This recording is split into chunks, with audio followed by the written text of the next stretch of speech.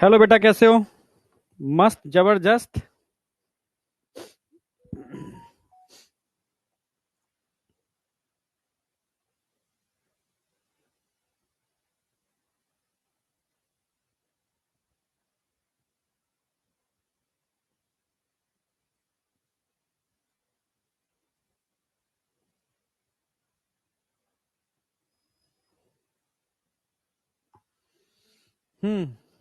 अरे, लाइट।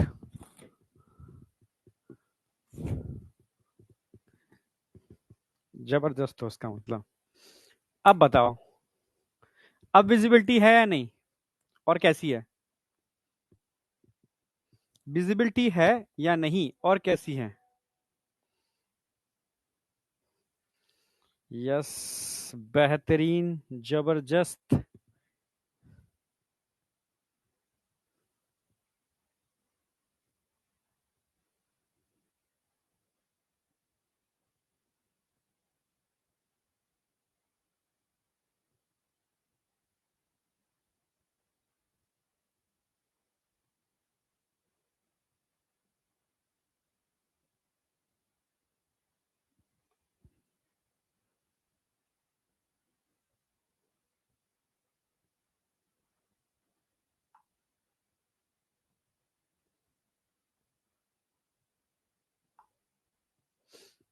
हम्म। हाँ, वॉइस बताओ, वॉइस है? वॉइस ठीक है, परफेक्ट है? पहले तो मैं आपको बता दूं बेटा, कुछ कह रहे हो तुम, देख लूं क्या लिखना चाह रहे हो।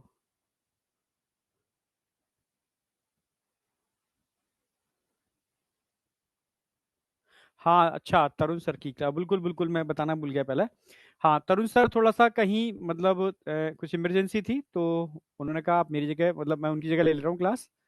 फिर वो हो सकता है मेरी जगह कोई ना कोई क्लास वो एडजस्ट कर लेंगे, ठीक है? हाँ, ठीक है। तो इसलिए क्लास मैंने कहा आपकी खाली नहीं जानी चाहिए, हम ले लेते हैं, क्योंकि ये क्लास हमें चाहिए भी थी और एक्स्ट्रा क्लास हमें लेनी नहीं है, ठीक है, जिससे कि आपको दिक्कत ना आए। और क्योंकि कूल फॉर्म में मैं रिवीजन भी कराऊंगा, और जैसे एक रिवीजन सेशन आपका हो चुका है, ठीक है, मतलब चल रहा है। लास्ट सैटरडे को आपका बायोमोलिक्यूल कंप्लीट हो जाएगा। एक रिवीजन सेशन और है, ठीक है, उसमें आपको करना कुछ नहीं है, क्योंकि रिवीजन कर चुके हो आप अपने बच्चों के लिए। उसमें मंडे को मैं एक वीडियो दूंगा, ठीक है, अपने बाईटी पर ही, ठीक है। हाँ, उस वीडियो में सिर्फ आप जो मैं बातें बताऊंगा ना, उनको क्या करना, प्रिंट आउट निकलवा लेना, मतलब मैं, मतलब जबरदस्त होगा, तुम खुद देख लेना। और ठीक है, वो कौन कौन से पॉइंट है, मतलब पूरा एनालिसिस होगा उसके अंदर उन चैप्टर्स का जिसका उस वीकेंड में टेस्ट होना है, और लाइव डिस्कशन लेकर के आऊंगा क्वेश्चंस का। और क्वेश्चन अल्टीमेट होंगे, मतलब बिल्कुल नीट रेप्लिका, जहां से हम कह सकते हैं 26 में लगभग वैसे या उसी डेटा या उसी टाइप के क्वेश्चंस आने की प्रोबेबिलिटी मिल जाएगी। तो मतलब एक तरीके से क्वेश्चन बेस पर, क्योंकि क्वेश्चन प्रैक्टिस भी करानी थी मुझे, तो यहां मैं 4 सेशन लूंगा, ठीक है, पूरे 11th के, जिसमें पूरा रिवीजन आपका हो जाएगा। मतलब एक बच्चा एक बार फिर से करना चाहता है तो एक तरीका और है, ठीक है। और पैरेलल हम कुछ ना कुछ, ठीक है, समझ रहे हो ना? हाँ, 12th के लिए भी सोच रहे हैं, तो 12th के लिए हम लोग कुछ लेकर के आएंगे जिसके अंदर आपका और परफेक्ट हो पाएगा, क्योंकि मैं 12th लगभग एंड पर आ गया हूं। आज 4th लेक्चर है, आज के बाद 3 लेक्चर और है ह्यूमन हेल्थ एंड डिसीज के। यस, 7 लेक्चर मैं ह्यूमन हेल्थ एंड डिसीज के लेता हूँ। 7 के अंदर ह्यूमन हेल्थ एंड डिसीज आपके ब्रेन में सेट होगा, पहली बात। दूसरी बात मैं आपको बता दूं बेटा, ठीक है, इसके बाद बायोटेक में स्टार्ट कर रहा हूं, तो कोशिश करना थोड़ी मॉलिक्यूलर बायोलॉजी वहां पर समझ लेना अच्छे से, मतलब जो जेनेटिक्स मॉलिक्यूलर बायोलॉजी चल रही होगी समझ लेना अच्छे से। बाद बाकी का मैं समझाता हुआ चलूंगा, ओके? हाँ, उस सीरीज के अंदर मैं क्वेश्चन प्रैक्टिस कराऊंगा हर संडे को, हर संडे को सेशन होगा, ठीक है। 45 ऐसे क्वेश्चंस लेके आऊंगा मैं, बिल्कुल नीट रेप्लिका, मतलब वो टेस्ट पेपर को ही मैं डिस्कस कराऊंगा। मतलब तुम खुद समझ जाओगे कि यार बिल्कुल मतलब मिलेगा जहां से, ठीक है।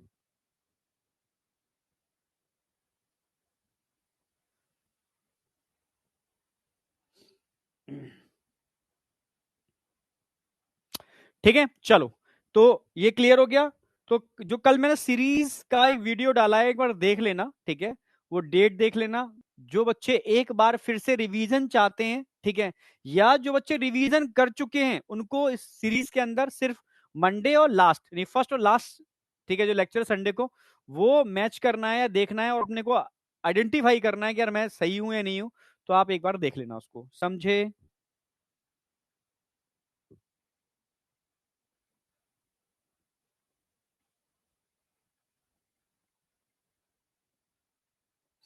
ठीक है, तो कंटिन्यू करता हूं मैं। अच्छा, आज हमारा एक बचा था ह्यूमन सिस्टम वाला, ठीक है, तो एक थोड़ा बचा हुआ है, इसको कंप्लीट करा के, इसको कंप्लीट करा करके कॉमन डिसीजेज इन ह्यूमन मैं आज कंप्लीट करा दूंगा। ठीक है, कॉमन डिसीज इन ह्यूमन, ठीक है, कंप्लीट का मतलब है उसमें प्रोटोजोन डिसीज बचेगी, बाद बाकी की सारी डिसीज कंप्लीट हो जाएंगी। ठीक है, जिससे कि अगली क्लास के अंदर मैं एड्स यानी एक्वायर्ड इम्यूनो डेफिशिएंसी सिंड्रोम कहते हैं, ठीक है, वो और कैंसर कवर कर पाऊं। ठीक है, फिर ये एक क्लास कैंसर की मैं अलग रखूंगा, और फिर लास्ट में ड्रग्स वाला एक सिंगल लेक्चर ड्रग्स का रखूंगा मैं। ठीक है, अच्छा, रिवीजन रिवीजन में लास्ट लेक्चर में क्या कराया था, तो लास्ट लेक्चर के अंदर मैंने आपका एक्वाइड इम्यूनिटी स्टार्ट कर दिया था, मतलब स्टार्ट तो कर दिया था, बेसिक कराया था, उससे पहले एंटीजन क्या है, एंटीबॉडी क्या है, प्राइमरी सेकेंडरी इम्यून रिस्पॉन्स क्या होता है। लास्ट लेक्चर में मैंने स्टार्ट कर दिया था बेटा टाइप्स ऑफ एक्वायर्ड इम्यूनिटी, इसको दो पार्ट में डिवाइड किया गया था। ठीक है, हाँ, गुड आफ्टरनून बेटा, अब ध्यान से सुनो, ध्यान से, मैं बिल्कुल कमेंट नहीं देख रहा अभी इस समय।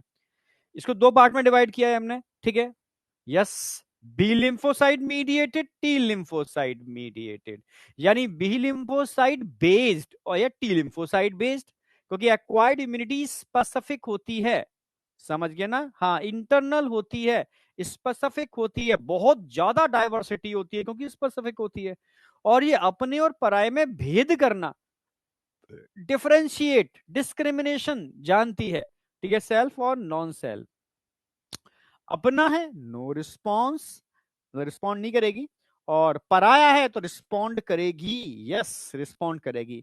अब यहां पर दो टाइप के इम्यून रिस्पॉन्स बताते हैं, प्राइमरी सेकेंडरी, इसको मैंने अच्छे से एक्सप्लेन किया था, क्लियर है।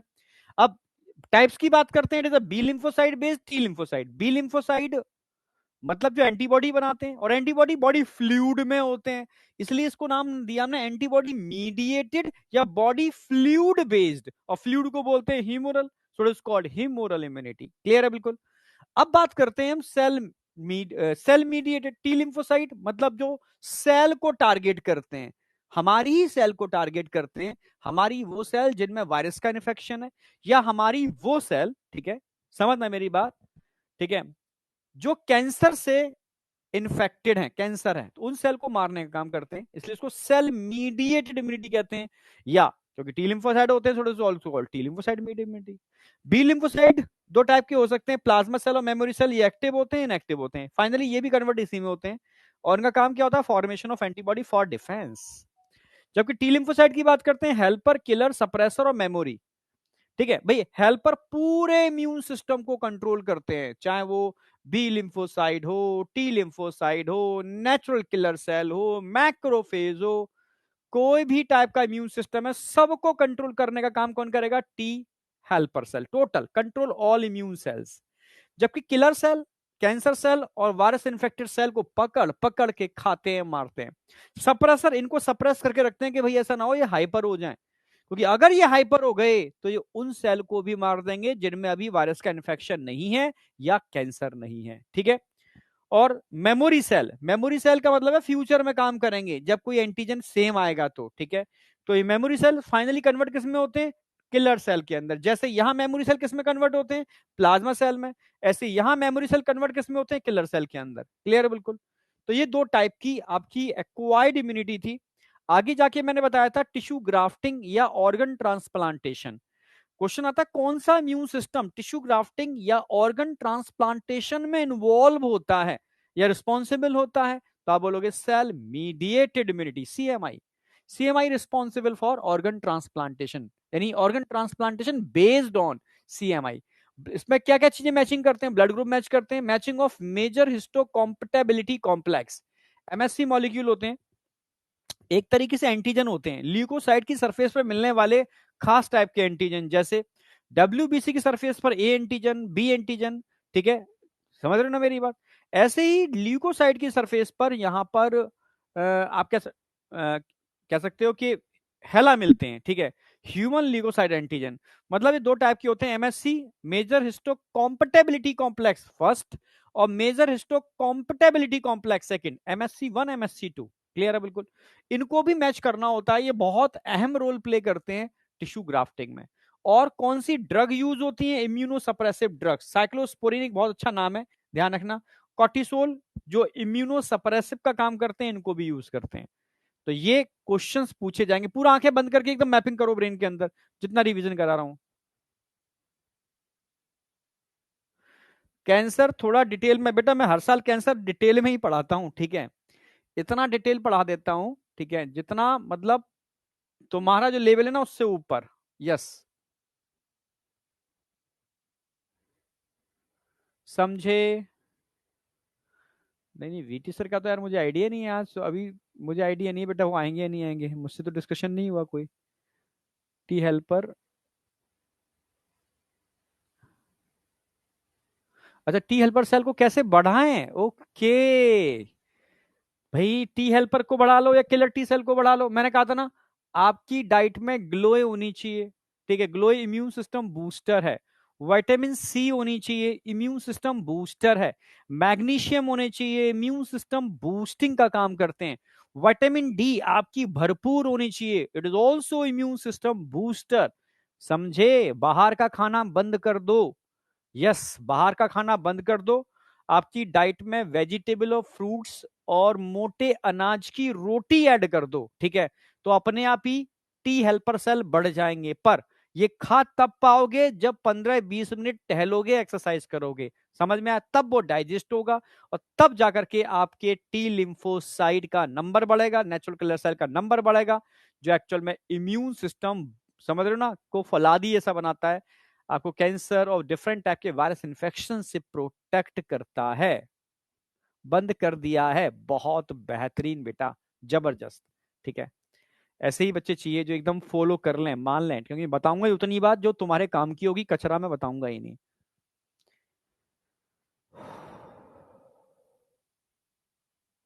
यस, इस समय आंवले का सीजन चल रहा है, ठीक है, बहुत मतलब जबरदस्त आंवला मिल रहा है, मतलब हर जगह आंवला ही आंवला।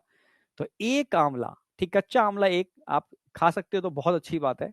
हफ्ते में 4 खा लो, 4 दिन खा लो एक एक, ठीक है, 2 दिन खा लो, 1 दिन खा लो, पर डे खा लो, मतलब एक आंवला, ठीक है। जूस ले सकते हो, ले लो एक, ज्यादा नहीं खाना है, एक, ओनली सिंगल। अब देखो, मैं एनसीईआरटी और रिवीजन की एक स्ट्रेटजी लेकर के आ रहा हूं, बहुत जबरदस्त, ठीक है। मैंने पूरा पूरा मतलब, तुम अगर उसको फॉलो कर लिए ना, एनसीईआरटी तुम्हारी फिंगर टिप्स पर होगी, गारंटी है, ठीक है। कल कल सुबह, ठीक है, उसका 5 मिनट का मैं एक जेनरिक डाल रहा हूं, एक बार देख लेना, मैं सच कह रहा हूं, मतलब अल्टीमेट स्ट्रेटजी है, ठीक है। कोई मतलब ऑनलाइन का कोई बंदा बताता नहीं है, क्योंकि ऑनलाइन वालों को नुकसान होता है उस स्ट्रेटजी से, ठीक है, क्योंकि बच्चा भी देखेगा कैसे, अब वो स्ट्रेटजी आ जाएगी, हूँ ऑनलाइन का, पर वो मैं कल बताने वाला हूँ, ठीक, बिल्कुल बिल्कुल।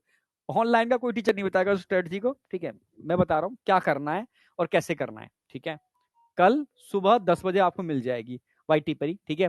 अब यहां पर आ जाओ, अगला क्वेश्चन आएगा, ये बहुत आता है, एक्टिव पैसिव इम्यूनिटी। मैंने कहा था अगर एंटीबॉडी आपकी बॉडी को बनाने पड़े, बनाने पड़े का मतलब है बेटा, ठीक है, पीडीएफ दे देना, ठीक है, वो तो मैं दे दूंगा, तो एक बार जाकर के तुम लाइक कर दोगे तो मैं मोटिवेट रहूंगा ना, ठीक है, क्योंकि जिस सिस्टम में काम करते हैं उस सिस्टम के लोग भी देखते हैं ना।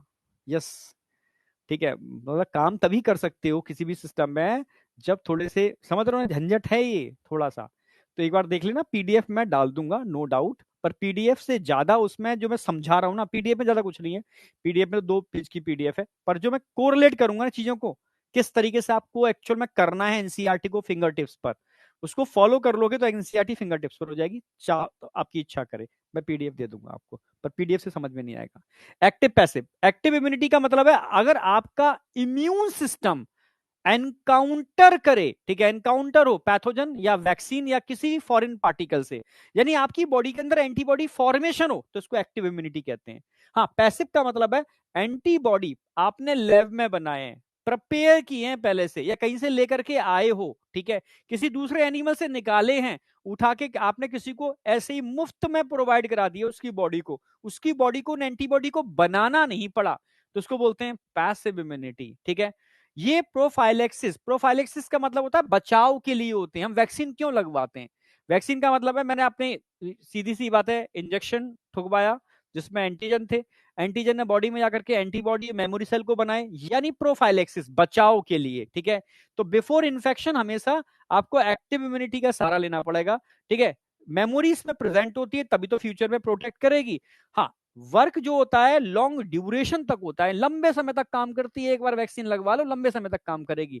जबकि अगर पैसिव इम्यूनिटी की बात करता हूं, ये ट्रीटमेंट के लिए होती है। इन्फेक्शन हो गया, इन्फेक्शन हो गया, पैथोजन बॉडी में एंटर कर गया, अब उसको न्यूट्रल करना है तो एंटीबॉडी आपको इंजेक्ट करने पड़ेंगे बने हुए, क्योंकि बनाने का टाइम नहीं है, तब तक तो खेल हो जाएगा। आफ्टर इन्फेक्शन मेमोरी नहीं होती है, शॉर्ट ड्यूरेशन में वर्क करते हैं, बस काम करके खत्म हो जाते हैं, ठीक है।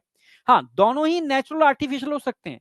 जैसे मैंने बताया था एक्टिव इम्यूनिटी नेचुरल का एग्जांपल क्या है, किसी को नेचुरली कोई इन्फेक्शन हो जाए, कोरोना का इन्फेक्शन हो गया, कोई भी और इन्फेक्शन हो गया, ठीक है। इन्फेक्शन होने का मतलब है बॉडी का इम्यून सिस्टम उस इन्फेक्टिव एजेंट के संग एनकाउंटर करेगा, और जब एनकाउंटर करेगा तब इसको बोलते हैं ऑल इन्फेक्शंस। ऑल इन्फेक्शन इसके अंदर आते हैं।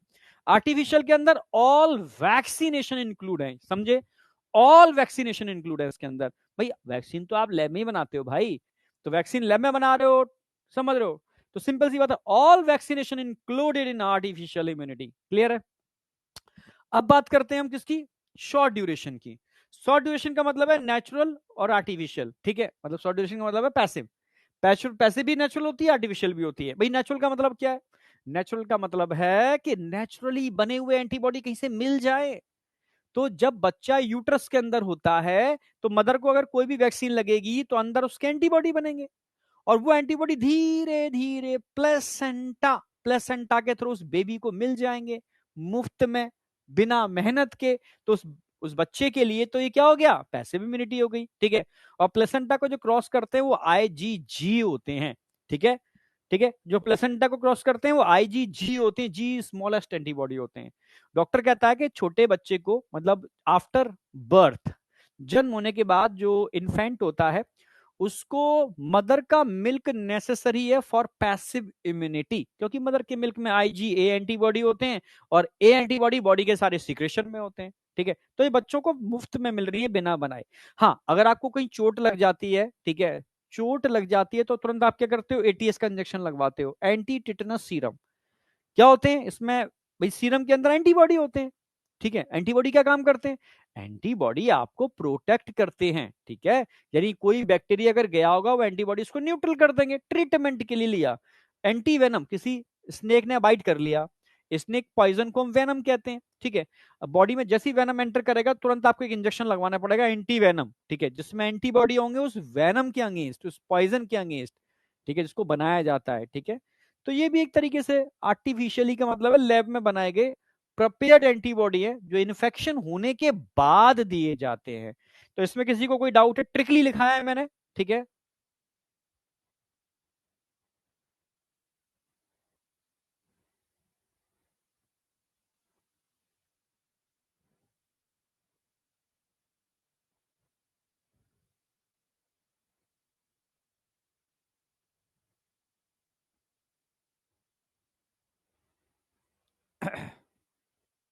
हिस्टोसाइट बेटा कॉमन होता है, ठीक है। रेटिक्यूलोसाइट स्पेशली लिम्फेटिक सिस्टम में मिलते हैं, सही बताया है बेटा मैंने, ठीक है। हिस्टोसाइट एक कॉमन एग्जांपल है जो आपके टिश्यू में मिलते हैं, कनेक्टिव टिश्यू के अंदर, वो हिस्टोसाइट्स हैं। और स्पेशली लिम्फेटिक सिस्टम में जो मिल रहा है वो रेटिक्यूलोसाइट है। रेटिकुलम जाल बना लेते हैं लिम्फ नोड के अंदर, ठीक है, समझे। तो मैंने स्पेसिफिक और कर दिया है उसको रेटिकुलोसाइट करके, ठीक है, वो है ना।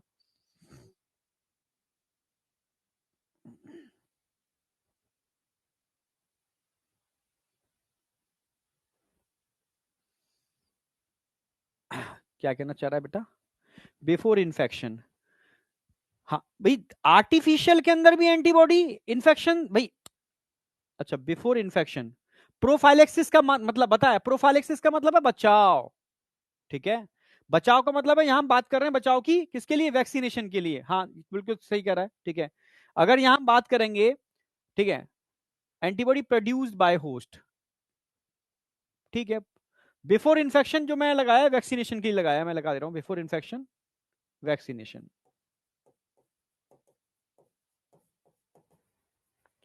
मतलब प्रोफाइलेक्सिस का मतलब होता है भाई फ्यूचर में वो इन्फेक्शन ना हो, इसलिए हम एंटीबॉडी प्रोवाइड करते हैं, ठीक है। हाँ, तो इसलिए जब वैक्सीन, ये सारी बात हमने वैक्सीनेशन के लिए, ठीक है। ये इन्फेक्शन होने के बाद यूज की जाती है, क्योंकि ये क्वेश्चन आया था पहले कि कौन सी इम्यूनिटी प्रोफाइलेक्सिस के लिए होती है और कौन सी इम्यूनिटी ट्रीटमेंट के लिए होती है। तो प्रोफाइलेक्सिस बचाव में आप एक्टिव यूज करोगे क्योंकि एंटीबॉडी प्रोड्यूस कर लोगे वैक्सीनेशन के थ्रू, समझे होगे, क्योंकि ट्रिकली क्वेश्चन आते थे एम्स के अंदर, तो एम्स बेस पर मैं पढ़ा रहा हूं, ठीक है। और ये आप ट्रीटमेंट में, भाई इन्फेक्शन हो गया तो ट्रीटमेंट में तो यूज करोगे ये एटीएस, और ये इसकी बात नहीं कर रहे हैं, जो नेचुरली मिल रहे हैं इसकी बात कर रहे हैं, ट्रीटमेंट में यूज करोगे, ठीक है। तो मतलब मैं टर्म सारे लिख दिए हैं, यानी किसी भी तरीके का एम्स लेवल क्वेश्चन घुमा के देगा तो आप इन सब टर्मिनोलॉजी के हिसाब से चीजें कर पाओगे। हर चीज हर जगह एप्लीकेबल नहीं होती है, ठीक है, पर कंसेप्चुअल क्वेश्चन बनता है तो तुम गड़बड़ ना कर जाए, तो वो चीजें मैंने लिख दी हैं इसके अंदर। थोड़ा दिमाग भी अपना लगा लिया करोगे, लगा रहे हो अच्छी बात है ये तो, ठीक है, बात बाकी का ठीक है। आगे बढ़ रहा हूं। अच्छा, वैक्सीनेशन। तो वैक्सीनेशन का मैंने बताया था, इट इज आप कर क्या रहे हो, एक फॉरेन पार्टिकल एंटीजन को या तो किल्ड करके या इनएक्टिव फॉर्म में, समझ रहे हो, इनएक्टिव का मतलब है एट्यूनेटेड फॉर्म में, या उसके वो सब यूनिट को यानी सरफेस एंटीजन को, या उन सरफेस एंटीजन को बनाने वाले डीएनए को जब किसी की बॉडी में इंसर्ट करते हो तो उसकी बॉडी उससे एनकाउंटर करती है और फिर जाकर के एंटीबॉडी और मेमोरी सेल बनते हैं, ठीक है। तो 3 टाइप की हमने वैक्सीन बताई थी बेटा, किल्ड या वीक, इसमें कंप्लीट बैक्टीरिया इंट्रोड्यूस करते हैं बॉडी के अंदर, तब जाकर के मेमोरी सेल बन जाते हैं। हाँ, बाद में समझ में आया कि पूरे को जरूरत नहीं है, उसके सरफेस एंटीजन को ही, सब यूनिट को ही आप एंटर करा दो, तब भी यही मैकेनिज्म होगी। साइंटिस्टों को समझ में आया सरफेस एंटीजन को भी क्यों इंट्रोड्यूस कर रहे हो, इनको बनाने वाले डीएनए को निकाल लो, डीएनए को इंट्रोड्यूस कर दो, ये डीएनए जाएगा हमारे डीएनए के साथ मिलेगा और कंटिन्यू उन सरफेस एंटीजन को अंदर ही बनाता रहेगा, ठीक है। तो इसके हिसाब से आपके वैक्सीन 3 टाइप के हो सकते हैं, first generation, second generation, third generation. First generation vaccine को होल ऑर्गेनिज्म वैक्सीन बोलते हैं, इनको सब यूनिट, इनको DNA vaccine. Whole organism killed और लाइव एट्यूनेटेड हो सकता है, एग्जाम्पल कुछ लिख दिए है मैंने, ठीक है। सब यूनिट या तो रिकॉम्बिनेंट डीएनए टेक्नोलॉजी से सब यूनिट बना लो, जैसे हेपेटाइटिस बी सरफेस एंटीजन आप रिकॉम्बिनेंट डीएनए टेक्नोलॉजी से बनाते हो हेपेटाइटिस बी की वैक्सीन, ठीक है। टॉक्सॉइड, भाई कुछ बैक्टीरिया टॉक्सिन रिलीज करते हैं तो उनकी टॉक्सिन्स को निकाल करके हमने इनएक्टिव किया, उनको बोलते हैं टॉक्सॉइड, यानी इनएक्टिव टॉक्सिन को टॉक्सॉइड बोलते हैं, तो इसको आप वैक्सीन की तरह यूज कर सकते हो। डीपीटी बड़ा अच्छा एग्जांपल है, डिप्थीरिया, पर्ट्यूसिस, टिटनस, तीनों का एक कंबाइंड वैक्सीन लगता है, ठीक है। हाँ, डीपीटी का कंबाइंड वैक्सीन लगता है, इसको आप यूज कर सकते हो। समझे, यहां तक कोई डाउट?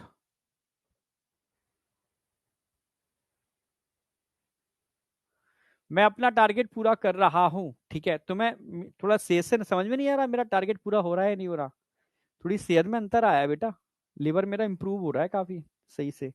अब मुंह से नहीं बोलूंगा कि नजर न लग जाए, पर अभी लिवर में इंप्रूवमेंट है, ठीक है। तो मेरी भूख ठीक हो रही है, जो पेट मेरा फूला फूला रहता था ना वो ठीक हो रहा है धीरे धीरे, ठीक है। हाँ, कुछ कारण है समझ नहीं पा रहा हूँ वो ऐसा हुआ कैसे, ठीक है।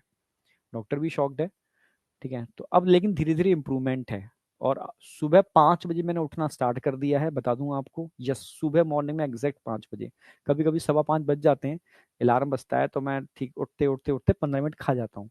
पर हाँ, कोशिश करता हूँ मैं 6 बजे से पहले पहले, 5:30 6 बजे से पहले पहले निकल जाऊं बाहर, ठीक है, यस, टहलने रनिंग करने, थोड़ा सा 1 घंटे प्रॉपर एक्सरसाइज करके, ठीक है, फिर आके नहा धो के अपना प्रोसेस आगे करता हूँ, ठीक है। हाँ, तो थोड़ा सा मैंने अपना टारगेट स्टार्ट कर दिया है और धीरे धीरे इम्प्रूवमेंट है। तुम्हें अपना टारगेट का ध्यान रखना है, ओके। हाँ, रिवीजन फिर से एक बार चालू हो रहा है, उस रिवीजन में तुम्हें सिर्फ, तुम तो रिवीजन कर चुके हो, तुम्हें तो ये देखना है कि कोई चीज छूट गई हो तो कि एक बार कवर कर लो, ठीक है। मंडे को जो तुम्हें एक लेक्चर मिलेगा उसको एक बार देख लो, बहुत बड़ा नहीं होगा, 20 मिनट का पूरा मैं टारगेट को समराइज कर दूंगा, ठीक है। और लास्ट में मैं क्वेश्चन प्रैक्टिस कराऊंगा, 45 क्वेश्चन होंगे, बिल्कुल नीट रेप्लिका के बेस पर होंगे, वो आकर के देख लो तुम कितने सही कर पा रहे हो कितने गलत कर पा रहे हो, ठीक है। मैं पहले क्वेश्चन रखूंगा तो मैं कुछ सेकंड का टाइम दूंगा, तुम अपने फिलिंग कर लेना, फिर मैं उसको एक्सप्लेन करूंगा, इस तरीके से चलेगा। तो ठीक है, लगभग 45 क्वेश्चन होंगे, 30 मिनट के अंदर मैं करा दूंगा, तो उस सेशन में जरूर पार्टिसिपेट करना, ठीक है।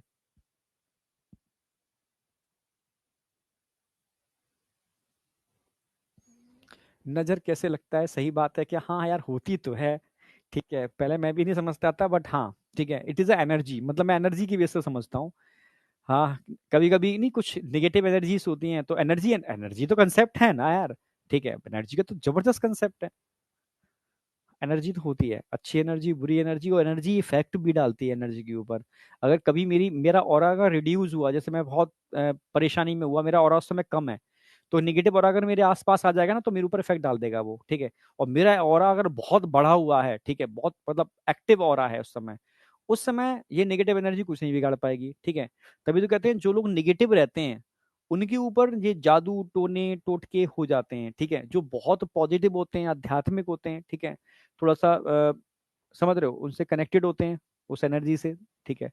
तो उनके ऊपर इनका फर्क उन पर होता ही नहीं है, ठीक है। तो सारा खेल एनर्जी का है। जो एनर्जी कम होगी तो दूसरी एनर्जी उस पर डोमिनेंट हो जाएगी, अगर अच्छी एनर्जी ज्यादा होगी तो नेगेटिव एनर्जी उसको कुछ भी नहीं बिगाड़ पाएगी। तो कभी कभी ऐसा होता है, इसी को नजर कहते हैं। तो देखा होगा ना मम्मा तो करती हैं वो क्या करके, ये करके वो करके, उस नेगेटिव एनर्जी को हटाने के तरीके हैं। तो पहले मैं भी नहीं मानता था, बट बहुत सारी चीजें साइंटिफिकली समझ में आ रही हैं कि यार इसके पीछे क्या है, मतलब एक्चुअल में साइंस क्या है, ठीक है। और एनर्जी देखने की लेंस भी आते हैं, ठीक है। यस, उन लेंस के बेस पर आप अपने बॉडी के अराउंड डिफरेंट कलर की ऑरा आप आइडेंटिफाई कर सकते हो। तो बड़ा अच्छा, मतलब पूरी साइंस है इसके ऊपर, तो कोई चीज हवा में नहीं है। अब आ जाओ। जब भी हेपेटाइटिस बी की वैक्सीन पूछेगा तो ध्यान रखना, अभी थर्ड जनरेशन भी हेपेटाइटिस बी की आ गई है, पर हमेशा क्वेश्चन आएगा किसका, सेकंड जनरेशन, क्योंकि एनसीईआरटी में अभी सेकंड जनरेशन की ही बात की है। समझे?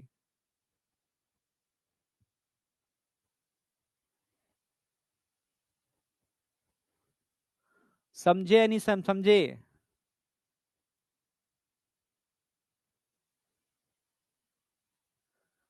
शुगर केन जूस बेटा अभी यहाँ आसपास मिलता तो नहीं है कहीं, ये तो खाली पेट में, तू सही कह रहा है, मैंने भी किसी ने भी कहा है मुझसे। पर शुगर केन के अंदर बड़ा मतलब ये है कि आजकल फंगल इन्फेक्शन लगे रहते हैं, तो बाहर वाले लोग तो ऐसे ही निकाल देते हैं। तो सही शॉप हो, सही जगह हो, तब जाके। पर ठीक है, मैं अपना योगा और ठीक है थोड़ा हर्बल मतलब जो सब्जियां हैं खा रहा हूँ, ठीक है। तो इम्प्रूवमेंट है, आगे बढ़ रहा हूँ। अच्छा, एलर्जी भी मैंने कल करा दिया था। एलर्जी में ज्यादा कुछ नहीं है, ठीक है। दो तीन तीन क्वेश्चंस मैंने देखे हैं आज तक, अगर बनते हैं तो ठीक है। बहुत रिसर्च कराने की जरूरत नहीं है, पहले मैंने सब बहुत ज्यादा रिसर्च करा दी थी एलर्जी के ऊपर, क्यों कॉज होती है, कैसे होती है, पूरी कहानी समझा दी थी, ठीक है। तो उसमें बच्चे का टाइम बहुत ज्यादा लगता था, तो मैंने समझ में आया कि अभी इतना सफिशियंट है, ठीक है। उसको एमबीबीएस में पढ़ाएंगे ये चीज, ठीक है। हाँ, एमबीबीएस में भी तुम पढ़ सकते हो, ठीक है। एमबीबीएस वाले सिलेबस को तुम करा सकते हो, पीजी तुम्हें आप खुद पढ़ना पड़ेगा, क्योंकि उसके लिए और हायर लेवल वर्जन चाहिए होता है। मेरा बस जो पकड़ है वो एमबीबीएस तक है, क्योंकि किताबें सारी वही हैं, ठीक है। पर तुम पढ़ लोगे। द मैंने बताया था ना, अगर आपका इम्यून रिस्पॉन्स हाइपर एग्रेसिव हो जाए तब उसको एलर्जी बोलते हैं। और एलर्जी कॉजिंग एजेंट को हम एलर्जिन्स बोलते हैं। कौन सी एंटीबॉडी एलर्जी कॉज करते हैं? आईजीई एंटीबॉडी एलर्जी कॉज करते हैं। और कौन से केमिकल, ठीक है, जिनकी वजह से इन्फ्लामेशन, सूजन आती है, एलर्जी के सिम्टम आते हैं। आप बोलोगे ठीक है, हिस्टामिन, मेनली हिस्टामिन होता है, सीरोटोनिन तो बहुत कम होता है, मेनली हिस्टामिन, ठीक है। जब एस्थमाटिक अटैक पड़ता है, खांसी आती है, तब सीरोटोनिन का रोल होता है। नॉर्मल केस में तो हिस्टामिन रोल प्ले करता है। बचाव के लिए क्या करना है भाई? एंटी हिस्टामिन चाहिए आपको, ठीक है, क्योंकि हिस्टामिन की वजह से प्रॉब्लम आ रही है, ठीक है। हिस्टामिन की वजह से प्रॉब्लम आ रही है तो आपको एंटी हिस्टामिन चाहिए, एड्रेनलिन चाहिए, ठीक है, स्टेरॉइड्स चाहिए। तो ये तुरंत आपको रिलीफ दिलाते हैं, समझे? यहां तक मैंने करा दिया था लास्ट क्लास के अंदर। अच्छा, ऑटो इम्यूनिटी भी करा दिया था। ऑटो इम्यूनिटी तो कुछ ही नहीं है, ठीक है, हायर वर्टिब्रेट में देखने को मिलती है। अपने हुए पराए, जब भी ऑटो इम्यूनिटी की बात है, अपने हुए पराए, जब अपने अपनों की तरह बिहेव ना करके परायों की तरह बिहेव करते हैं तो इसको बोलते हैं ऑटो इम्यूनिटी। यानी अपने अपनों को मारना चालू कर देते हैं, यानी अपने ही एंटीबॉडी अपने ही एंटीजन के अगेंस्ट काम करते हैं, इसको बोलते हैं ऑटो इम्यूनिटी। अभी पढ़ाई भी थी मैंने, माइस्थीनिया ग्रेविस बहुत अच्छा एग्जांपल है ऑटो इम्यूनिटी का। और एक और एग्जांपल है रोमेटॉइड अर्थराइटिस। तो एक कॉमन अर्थराइटिस है, बहुत लोगों को देखने को मिल जाती है, घुटनों में खूब सूजन रहती है, ठीक है। आप समझ रहे हो, प्रेशर सूजन की वजह से कभी कभी क्या होता है ना, उन घुटनों के जो जॉइंट्स के बीच में कुछ एक प्रोटीन के कुछ एक नए टाइप के पेनस पार्टिकल कहते हैं इनको, बन जाते हैं। और आपके बॉडी के सेल उनको आइडेंटिफाई नहीं कर पाते, उनको लगता है ये बाहर का कोई आ गया, ये है ही नहीं बॉडी का। समझ रहे हो, अपना कोई मुखौटा लगा के आ जाए तो पहचान नहीं पाओगे, तो उसके अगेंस्ट एंटीबॉडी बनाना चालू कर देते हैं, तो इन्फ्लामेशन और बढ़ जाता है। इसी को बोलते हैं रोमेटॉइड अर्थराइटिस।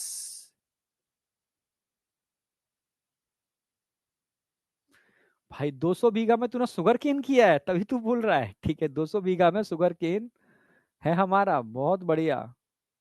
कहाँ पर, तू किस जगह की बात कर रहा है? Serotonin vasoconstrictor. यस बेटा, सीरोटोनिन वैसोकॉन्स्ट्रिक्टर है। जब एस्थेमेटिक अटैक पड़ता है ना, एलर्जी की वजह से लोगों को अस्थमा होता है, अटैक पड़ता है, खांसते रह जाते हैं, तो उस समय वैसोकॉन्स्ट्रिक्टर आपके पूरे के पूरे सिस्टम को, हाँ, पूरे के पूरे आपके कंडक्टिव सिस्टम को कॉन्ट्रैक्ट करा देता है। समझ में आया? हाँ, तो उस समय ये भी रोल प्ले करता है। समझे? मुरादाबाद में। अच्छा, बच्चा लिख रहा है आंवला है मेरे यहाँ। अब यहाँ आ जाओ, आंवला सुगरकेन। ये रोमेटोड अर्थराइटिस समझ में आई नहीं आई? आई या नहीं आई? अरे हाँ या ना, ये बताओ फटाफट, यहाँ तक कोई डाउट है? आज का नया टॉपिक चालू कर रहा हूँ फिर मैं।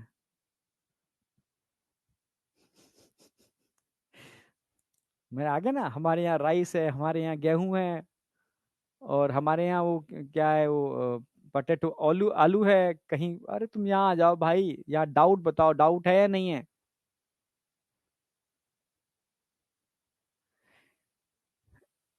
नहीं नहीं, फर्स्ट जनरेशन काम करती है बेटा, फर्स्ट जनरेशन भी करती है, सेकंड जनरेशन भी करती है, थर्ड जनरेशन भी करती है। फर्स्ट जनरेशन जो नॉर्मल पैथोजन होते हैं उनके लिए फर्स्ट जनरेशन रखते हैं, पर कुछ कुछ डेंजरस होते हैं उनके लिए डरते हैं, तब कुछ के केस में हम सेकंड जनरेशन रखते हैं। ठीक है, हाँ। फर्स्ट जनरेशन वैक्सीन की हैंडलिंग बड़ी टिपिकल है। यस, इसलिए सेकंड जनरेशन वैक्सीन की हैंडलिंग सिंपल है, और थर्ड जनरेशन तो और सिंपल है। समझ गए? चलो, बहुत बढ़िया।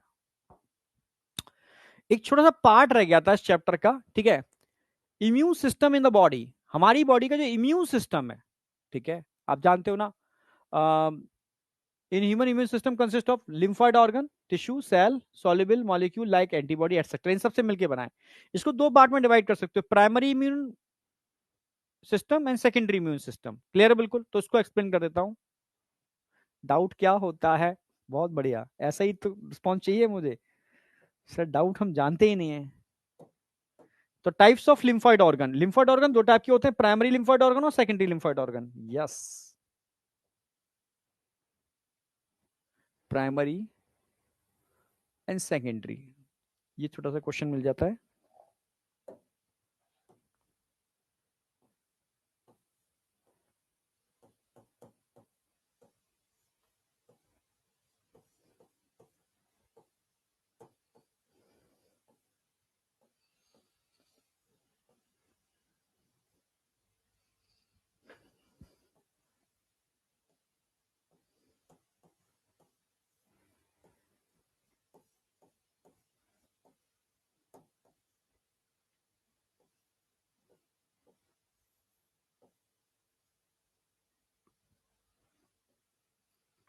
Primary lymphoid organ, secondary lymphoid organ. Primary कौन होते हैं? जहां पर फॉर्मेशन,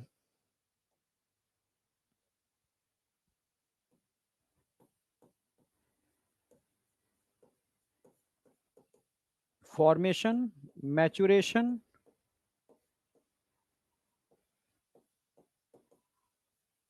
एंड डिफरेंशिएशन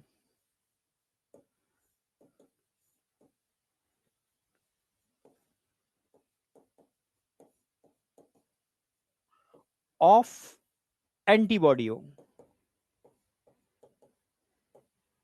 जहां पर एंटीबॉडी का निर्माण, मैचुरेशन, एंटीबॉडी, एंटीबॉडी नहीं, immune cell, lymphocyte, formation, maturation, differentiation of lymphocyte.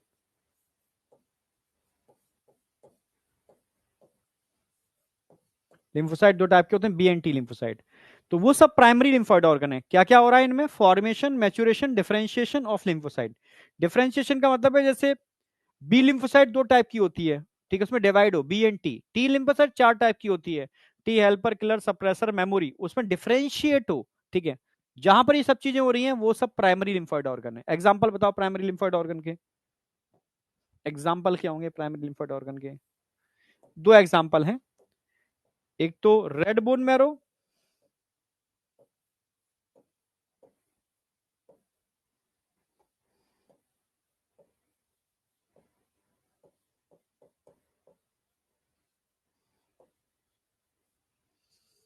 Red bone marrow पता है कहां होता है? Present in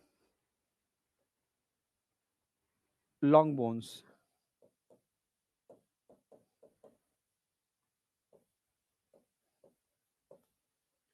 head of long bone,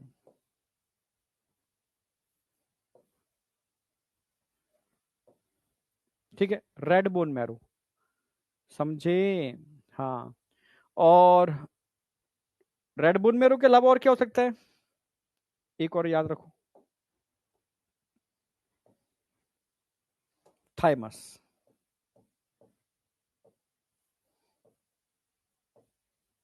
thymus आप जानते हो। तो थाइमस में ध्यान रखना है, मैचुरेशन ऑफ टी लिम्फोसाइट होता है, maturation and differentiation of T lymphocyte. Thymus का एक, थाइमस को क्यों रखा हमने? क्योंकि यहां पर मैचुरेशन, फॉर्मेशन तो सबका यहीं पर ही हो रहा है, मैचुरेशन फॉर सबका, यहां पर सिर्फ मैचुरेशन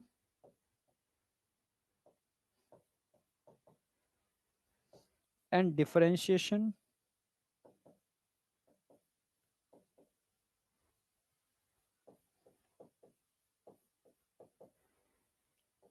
ऑफ टी लिम्फोसाइट।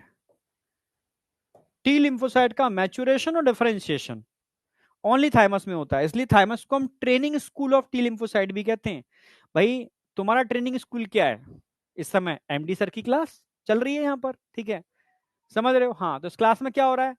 तुम मैच्योर हो रहे हो, तुम डिफरेंशिएट हो रहे हो, तुम औरों से अलग बन रहे हो, ठीक है, तुम वो बन रहे हो जो फ्यूचर के डॉक्टर होंगे भाई, समझे? हाँ, तो तुम मैच्योरेट मैच्योर हो रहे हो और डिफरेंशिएट हो रहे हो और लोगों से, मतलब ये तुम्हारा ट्रेनिंग स्कूल है। तो thymus is the training school of T lymphocyte. T lymphocyte बनते तो रेड बोन मैरो में ही है, पर मैच्योर यहाँ होते हैं। हाँ, बी लिम्फोसाइट वहीं बनते हैं, मतलब रेड बोन मैरो में वहीं मैच्योर होते हैं। क्लियर है?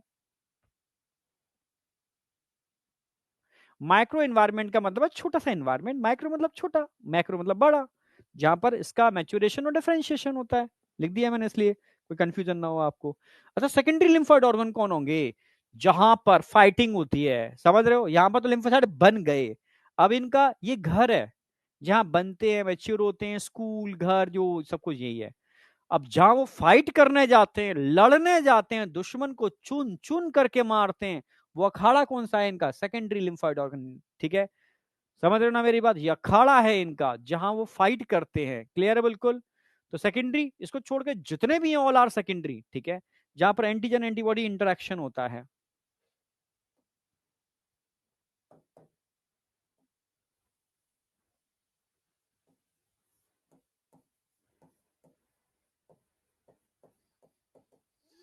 इंटरेक्शन ऑफ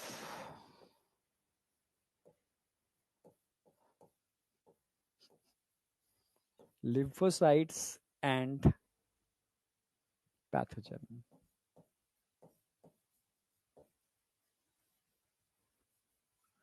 जहां पर इनके इंटरेक्शंस होते हैं, हाँ, वो सब सेकेंडरी लिम्फोइड ऑर्गन है, समझे? अच्छा, सेकेंडरी लिम्फोइड ऑर्गन के एग्जांपल बताओ, क्या है एग्जांपल सेकेंडरी लिम्फोइड ऑर्गन का?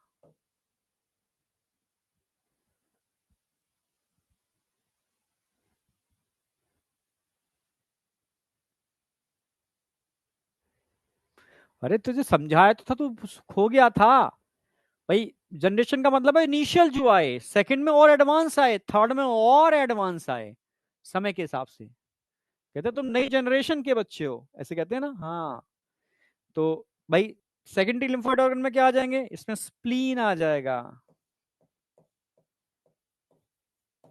समझ रहे? और क्या आ जाएगा इसमें? लिम्फ नोड आ जाएंगे।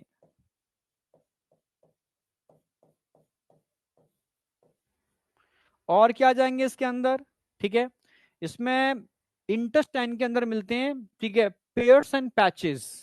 हाँ, माल्ट, माल्ट भी आएंगे अभी, अपेंडिक्स भी आएगी, ठीक है, वर्मी फॉर्म अपेंडिक्स भी लिख रहा हूं मैं।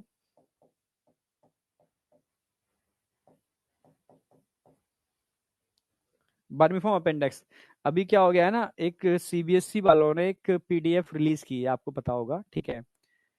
अभी कोई नीट ने भी ऑथेंटिफिकेशन नहीं दिया है उसका, हाँ, मतलब रिटर्न में ऑथेंटिफिकेशन नहीं है कि नीट, क्योंकि नीट का वो जब तक वो रिलीज नहीं करता है एनटीए, ठीक है, तब तक मुझे नहीं लगता उसका ऑथेंटिफिकेशन है। तो तुम टेंशन मत करना, जैसे ही ऑथेंटिफिकेशन आएगा, ठीक है, हाँ, एनटीए की साइट पर, प्रॉपर जब उसका मतलब ये आएगा कि ये चीज इंक्लूडेड है नीट के एग्जाम में, तो मैं प्रॉपर तरीके से उसको अच्छी तरीके से मैं करा दूंगा, टेंशन मत करना उसके लिए, ठीक है। नोट्स नहीं जानते? स्प्रिंट तो जानते हो, हाँ।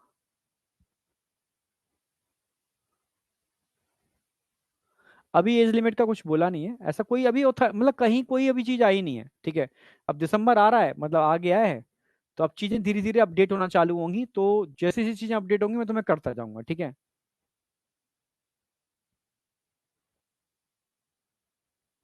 जब भी कंसंट्रेशन सेट ना हो ना, तो थोड़ा सा टहल लिया करो, थोड़ा घूम लिया करो, माइंड को थोड़ा फ्रेश कर लिया करो। हाँ, ग्रेवयार्ड ऑफ आरबीसी, ठीक है। चलो, मतलब जहां जहां लिम्फ कनेक्टेड है वहां सब चीजें हैं भाई। वर्मिफॉर्म अपेंडिक्स जानते हो? लिम्फ नोड, लिम्फेटिक सिस्टम में गांठें होती हैं जिसमें रेटिकुलोसाइट्स होते हैं, मैक्रोफेज लिम्फेटिक सिस्टम का पार्ट है, ये भी लिम्फ ऑर्गन ही है जहाँ इंटरेक्शन होता है।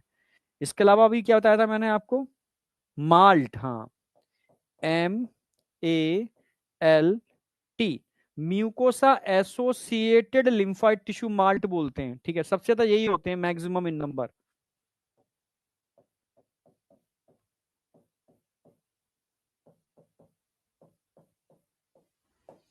इसके अलावा बहुत सारे एक्सेट्रा लिख रहा हूँ, मतलब बहुत सारी चीजें हैं, टॉन्सिल्स भी इसी में आ गए, ठीक है। पेयर्स पैचेस इसी के अंदर आ गए, मतलब लिम्फेटिक सिस्टम में जो जो चीजें होती हैं सब इसमें इंक्लूड होती हैं, जिसमें माल्ट पर क्वेश्चन आया हुआ है। Malt, mucosa associated lymphoid tissue. Sir क्या होते हैं म्यूकोसा एसोसिएटेड लिम्फाइड टिश्यू?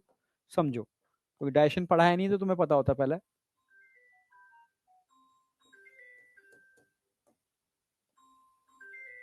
ये आपकी गट है, ये आपका स्टमक है, ये आपकी एलिमेंट्री कैनाल है।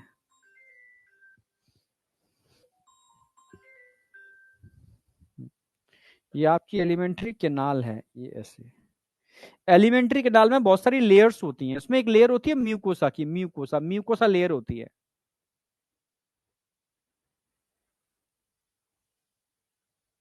ये म्यूकोसा लेयर है। म्यूकोसा, सब म्यूकोसा, मस्कुलरस म्यूकोसा, सबसे बाहर होती है सीरोसा, ठीक है। तो म्यूकोसा एसोसिएटेड, यानी ऐसे लिम्फाइड टिश्यू जो म्यूकोसा से एसोसिएटेड है, म्यूकोसा में मिलते हैं। तो ये हो गए क्या, सारे पूरे पूरे म्यूकोसा में मिलेंगे, म्यूकोसा एसोसिएटेड लिम्फाइड टिश्यू। पूरी बॉडी के लिम्फा टिश्यू के अकेले 50% यही होते हैं, MALT, mucosa associated lymphoid tissue. Approximately 50% of total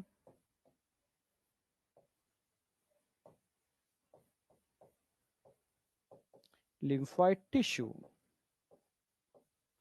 total lymphoid tissue का अप्रोक्सीमेटली 50% माल्ट होता है, जानते हो? Yes, mucosa associated lymphoid tissue total का 50% रख लिया। ये तो नीट में आएगा क्वेश्चन है, ठीक है। ये एनसीईआरटी का एक डायग्राम है, कभी कभी पूछ सकते हैं, तो ध्यान रखना। लिम्फ नोड ये दिखा रखा है इन्होंने, थाइमस भी दिखा रखी है, थाइमस आगे वेंटर साइड में आगे होगी, ठीक है। और ये लिम्फ वेसल्स दिखा रखे हैं, बस पोजीशन पता होनी चाहिए, थाइमस क्या है, लिम्फ नोड क्या है, और लिम्फ वेसल्स क्या है। जो ऊपर गांठें दिख रही है ना, ये लिम्फ नोड है, जहाँ गांठें गांठें दिखा रखी हैं, ये लिम्फ नोड है, ये लिम्फ नोड है। पर्पल कलर के क्या बने हैं, ये लिम्फ नोड बने हैं, ठीक है। ये जो दिखा रखा है ये लिम्फ वेसल्स हैं, नोड नहीं है, वेसल्स हैं, लिम्फ वेसल्स, ठीक है। अब बताओ यहां तक समझ में आया?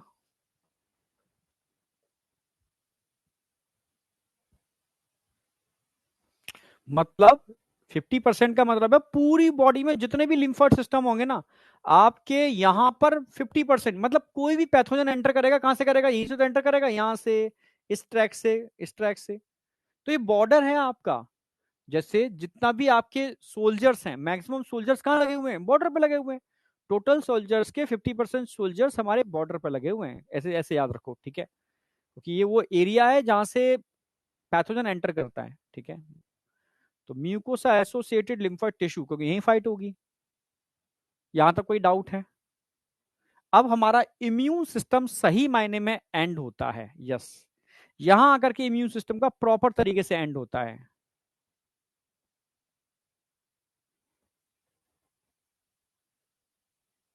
नोड बेटा ऐसे मानो लिम्फ वेसल्स है। अभी मैं चलो खैर इतना पढ़ाया नहीं है मैंने। ये लिम्फ वेसल्स है, ये वेसल्स लिम्फ वेसल्स ऐसी ब्लड वेसल्स की तरह होते हैं। जगह जगह से ऐसे ऐसे गांठें बना लेते हैं, ये ऐसे ऐसे, फिर ऐसे हैं, फिर बना ली इन्होंने ऐसा। इस तरीके के स्ट्रक्चर होते हैं, इनको नोड बोलते हैं, जिनके अंदर क्या होते हैं, अंदर होते हैं रेटिक्यूलोसाइट, जाल बनाते हुए रेटिक्यूलोसाइट लिम्फ मैक्रोफेज, रेटिक्यूलोसाइट। इनके अंदर कौन फ्लो करता है, लिम्फ फ्लो करता है, लिम्फ फ्लो करता है। मतलब ये वो जगह है जहां पर फाइट होती है पैथोजन की। पैथोजन अगर एंटर कर जाएगा तो इनमें क्या हो जाएगा, फाइट होगी। इनके अंदर डब्ल्यूबीसी भी है, मैक्रोफेज भी है, और पैथोजन भी एंट्री कर जाते हैं। तो it is a site of interaction, ठीक है। तो इसी को लिम्फ नोड बोलते हैं। बस अब यहां से कहानी चालू होगी नई। यहां तक कोई डाउट है किसी को? LOC line of control, yes. तो अब चालू कर रहा हूं मैं diseases, yes, human diseases, NCERT का पहला पेज। नो दिक्कत, एनसीईआरटी का पहला page. V for vermiform appendix, छोटी सी वॉर्म जो लाइक होती है ना, वर्मी फॉर्म अपेंडेक्स, वी मतलब vermi, vermi like, worm like. चलो अब बात आती है भाई ह्यूमन डिसीजेस। ये थोड़ा याद करने का है। तुम एमबीबीएस में भी थोड़ा सर पकड़ के बैठोगे, पर यहां वाला तो मैं याद करा दूंगा। एमबीबीएस में थोड़ा ज्यादा है, यस। वायरोलॉजी की अलग बुक है, बैक्टीरियोलॉजी की अलग बुक है, समझ रहे हो? हाँ, फंजीसाइड की बुक अलग है, और प्रोटोजुआ की बुक अलग है। सोचो, यहाँ तो एक चैप्टर का एक छोटा सा पार्ट है, वहां बुक है। तो बच्चे में जब डिस्कस करता हूँ कहाँ फंसते हैं, दो चीजों में फंसते हैं। सर माइक्रोबायोलॉजी समझ में नहीं आ रही सर, सर बायोकेमिस्ट्री समझ में नहीं आ रही सर। तो दो चीजों में दिक्कत आती है, बायोकेमिस्ट्री और माइक्रोबायोलॉजी, ठीक है। क्योंकि बायोकेमिस्ट्री में डिफरेंट टाइप के मेटाबॉलिक पाथवे में, जो बायोमोलिक्यूल पढ़ाया था ना, उसी का ही बड़ा वर्जन है। और इस ह्यूमन हेल्थ एंड डिसीज का बड़ा वर्जन माइक्रोबायोलॉजी में मिलेगा, मतलब सुपर लेवल का। हाँ, तो माइक्रोबायोलॉजी और बायोटेक्नोलॉजी बच्चों का सबसे बड़ा सरदर्द है ड्यूरिंग एमबीबीएस। उन बच्चों का जिन्होंने यहाँ अच्छे से नहीं पढ़ा, यहाँ पढ़ने के बाद तो कॉन्फिडेंस आपका बच्चों का बन ही जाता है, कंसेप्ट तो अच्छे हैं ही ना। मेरा मन भी है कि एक चैनल बना करके मैं मतलब जो बच्चे एमबीबीएस कर रहे हैं तो उनको बायोटेक्नोलॉजी, सॉरी, ये माइक्रोबायोलॉजी और बायोकेमिस्ट्री पढ़ाने का, ठीक है, ऐसा मन है। चीजें हुई तो करूंगा नो डाउट आगे जा करके। हाँ, एक 8th और 9th क्लास के बच्चों को पढ़ाने का बहुत मन है, 8, 9, 10th। और एक मतलब अपर जो एमबीबीएस कर रहे हैं उनको पढ़ाने का मन है बहुत अच्छे से। मतलब मतलब एक जीरो लेवल पर बच्चा इतना स्ट्रांग हो जाए कि मतलब 12th में आके तो परखच्चे उड़ा दे सबके, ठीक है। और एक एमबीबीएस के अंदर कहीं कोई वीक पॉइंट रह जाते हैं क्योंकि वहां कोई पढ़ाने वाला नहीं मिलता, तो थोड़ा सा ये चीजें बच्चों को हेल्प करती हैं, ठीक है। तो फादर ऑफ मेडिसिन हिप्पोक्रेट है, आप जानते हो, ठीक है। हेल्थ क्या होती है ये बता भी चुका हूँ आपको भाई। Health is not only absence of disease. अब हेल्थ की बहुत सारी डेफिनेशन है, डब्ल्यूएचओ ने अपनी अलग डेफिनेशन दी है। जैसे अकॉर्डिंग टू डब्ल्यूएचओ आप फिजिकली, मेंटली, सोशली तीनों तरीके से हेल्दी हैं तो ही आप हेल्दी हैं, ये बता चुका हूं मैं आपको, ठीक है। अच्छा, हिप्पोक्रेट या इंडियन आयुर्वेदा, भाई इस पर हम बहुत ट्रस्ट करते हैं, पता है। जब तुम फर्स्ट प्रॉफ में होगे तो काफी चीजें समझोगे इन चीजों को, ठीक है। हाँ, क्योंकि कुछ बुक्स आप अगर पढ़ते हो तो अगर लाइब्रेरी में होंगी तो ठीक है, आप देखना। तो वहां अपना एंशियंट पद्धति बताई गई है कि कैसे हम सर्जरी किया करते थे, उस समय के ट्रीटमेंट क्या थे। जब एलोपैथी नहीं थी तो उस समय लोग किस तरीके से काम किया करते थे, ठीक है, किस तरीके से कल्चर थे। तो इंडियन आयुर्वेदा और हिप्पोक्रेट के अकॉर्डिंग हेल्थ क्या है, इन्होंने एक हेल्थ की डेफिनेशन दी है। तुम कभी किसी वैद्य को दिखाने गए हो, ठीक है, तो देखा होगा वो क्या करता है, आपकी नाड़ी, नाड़ी का मतलब है आपकी नर्व्स, मतलब आपकी है ये पल्स, ठीक है, पल्स चेक करता है आपकी, ठीक है। और आपकी टंग देखता है, आपकी आंखें देखता है, ठीक है। और वो तीन चीजें देखता है कि बात, कफ, पित्त, ये बैलेंस है या नहीं। किसी एक का बैलेंस अगर गड़बड़ होगा तो वो उससे वो समझ लेगा कि आपको क्या क्या बीमारियां हो सकती हैं। बात मतलब वायु विकार, वायु का मतलब होता है कि आपकी गट ठीक नहीं है, ठीक है, ये बात को रिप्रेजेंट करती है, एक मिनट समझना। हाँ, ये बात को रिप्रेजेंट करती है।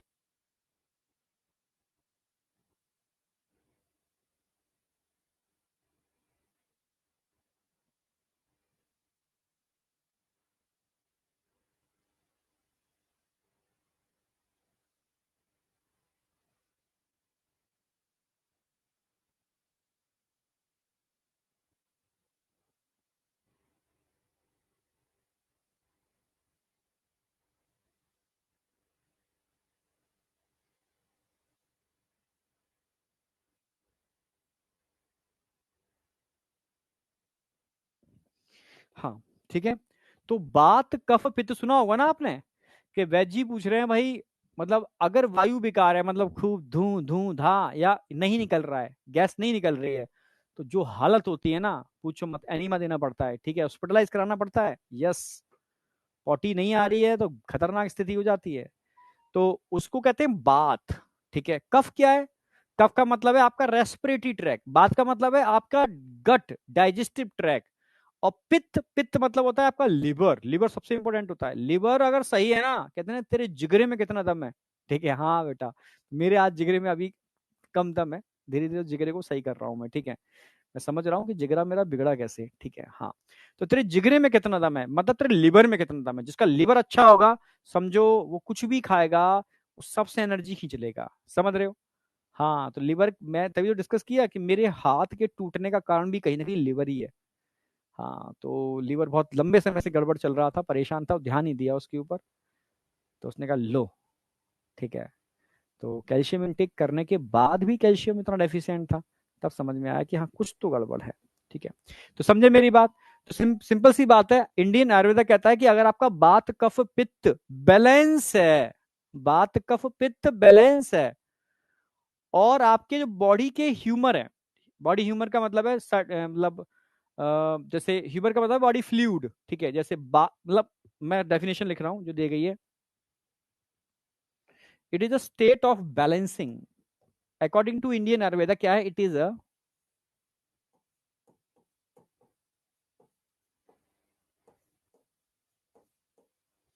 State of balancing.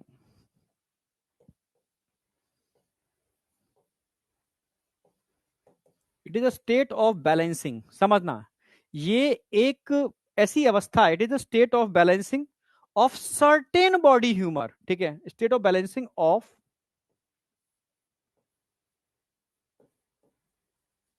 Certain body humour. Body humour का मतलब है body fluid. It is a state of balancing of certain body humour. Humour में कौन कौन से ह्यूमर होंगे, जैसे कौन कौन से बॉडी ह्यूमर, जैसे ब्लैक बाइल, एनसीईआरटी बोलती है black bile.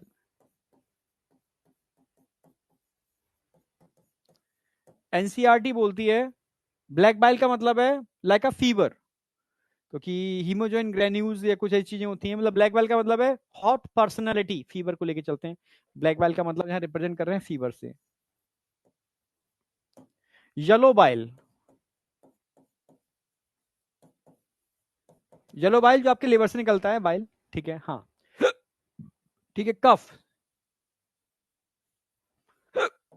Blood,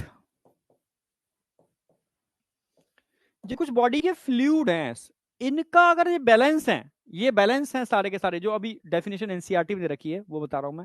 real life के अंदर तो जब आप डॉक्टर से मिलते हो, मतलब वैद्य से मिलते हो, तो बोलता है बात कफ पित्त बेटा आपके संतुलित होने चाहिए।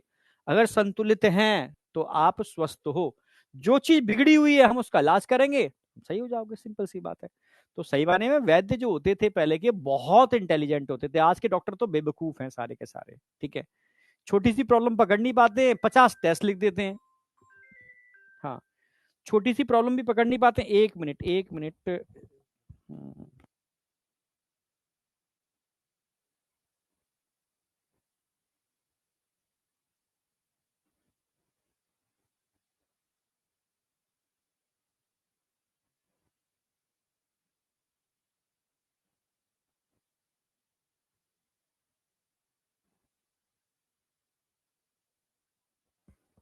हाँ बेटा, ठीक है, समझ में आया। तो इन बॉडी फ्लूइड में जो बैलेंसिंग होती है, ठीक है, it is a state of balancing of certain body humour. इनकी जो बैलेंसिंग है, इसी को बोलते हैं बेटा, सॉरी इसको फीवर को बोलेंगे, इसी को बोलते हैं बेटा definition of health according to Indian Ayurveda या Hippocrates, is the father of medicine. इसमें कोई डाउट है किसी को? येलो बाइल नहीं समझते? बाइल डाइजेशन में पढ़ाते हैं ना, लिवर से निकलता है। पित्त, हिंदी में पित्त बोलते हैं उसको। हाँ, येलो बाइल मतलब हिंदी लिख दे रहा हूं मैं।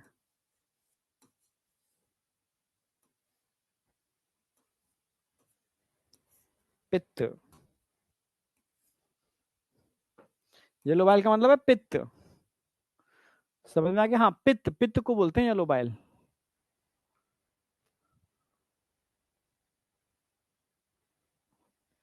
क्या कहना चाह रहा है यार? तू बता, मैं रिप्लाई देने के लिए मुझे इतना पास आना पड़ेगा? इतने छोटे छोटे तुम लिखते हो, कहाँ देख पाऊंगा मैं? आंखें इतनी खराब हो चुकी हैं। Okay, tuberculosis. बेटा ट्यूबरक्लोसिस के लिए तो गवर्नमेंट हॉस्पिटल में आप दिखाओ, किसी में भी, बिल्कुल मुफ्त इलाज है। Dots, yes. डॉट्स एकदम, मतलब बहुत अच्छा इलाज है उसमें। बस ये है लंबे समय तक चलता है, और बस मेडिसिन किसी भी कीमत पर स्किप मत करना। मतलब बस वही है, मेडिसिन चार ही होती हैं, उनमें कोई दो मेडिसिन कॉम्बिनेशन दे देगा। बाइल जहर की तरह है, यस। बाइल हमारे लिवर का टॉक्सिक मटेरियल है, इसको बाहर निकाला जाता है, उसकी वजह से आपका फीकल मैटर येलो, आपकी यूरिन येलो होती है, समझे?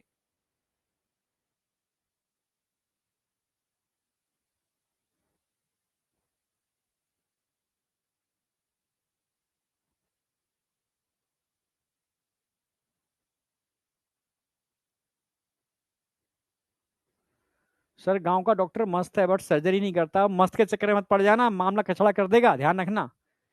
ठीक है, फ्यूचर में तो ध्यान रखना। तुम्हें सबको मैं बता दूं, सारे बच्चों को बता दूं, ये हर फील्ड की प्रॉब्लम है, मैं खाली इस मेडिकल फील्ड की बात नहीं कर रहा, मैं मैक्सिमम फील्डों के अंदर। तो मैं बस सजेस्ट कर रहा हूँ मैं, क्योंकि मेरी कई लोगों से इंटरेक्शन है, फ्यूचर में जो काम चल रहा है, मेडिकल फील्ड में डॉक्टर बनना है तो सर्जन बन जाना।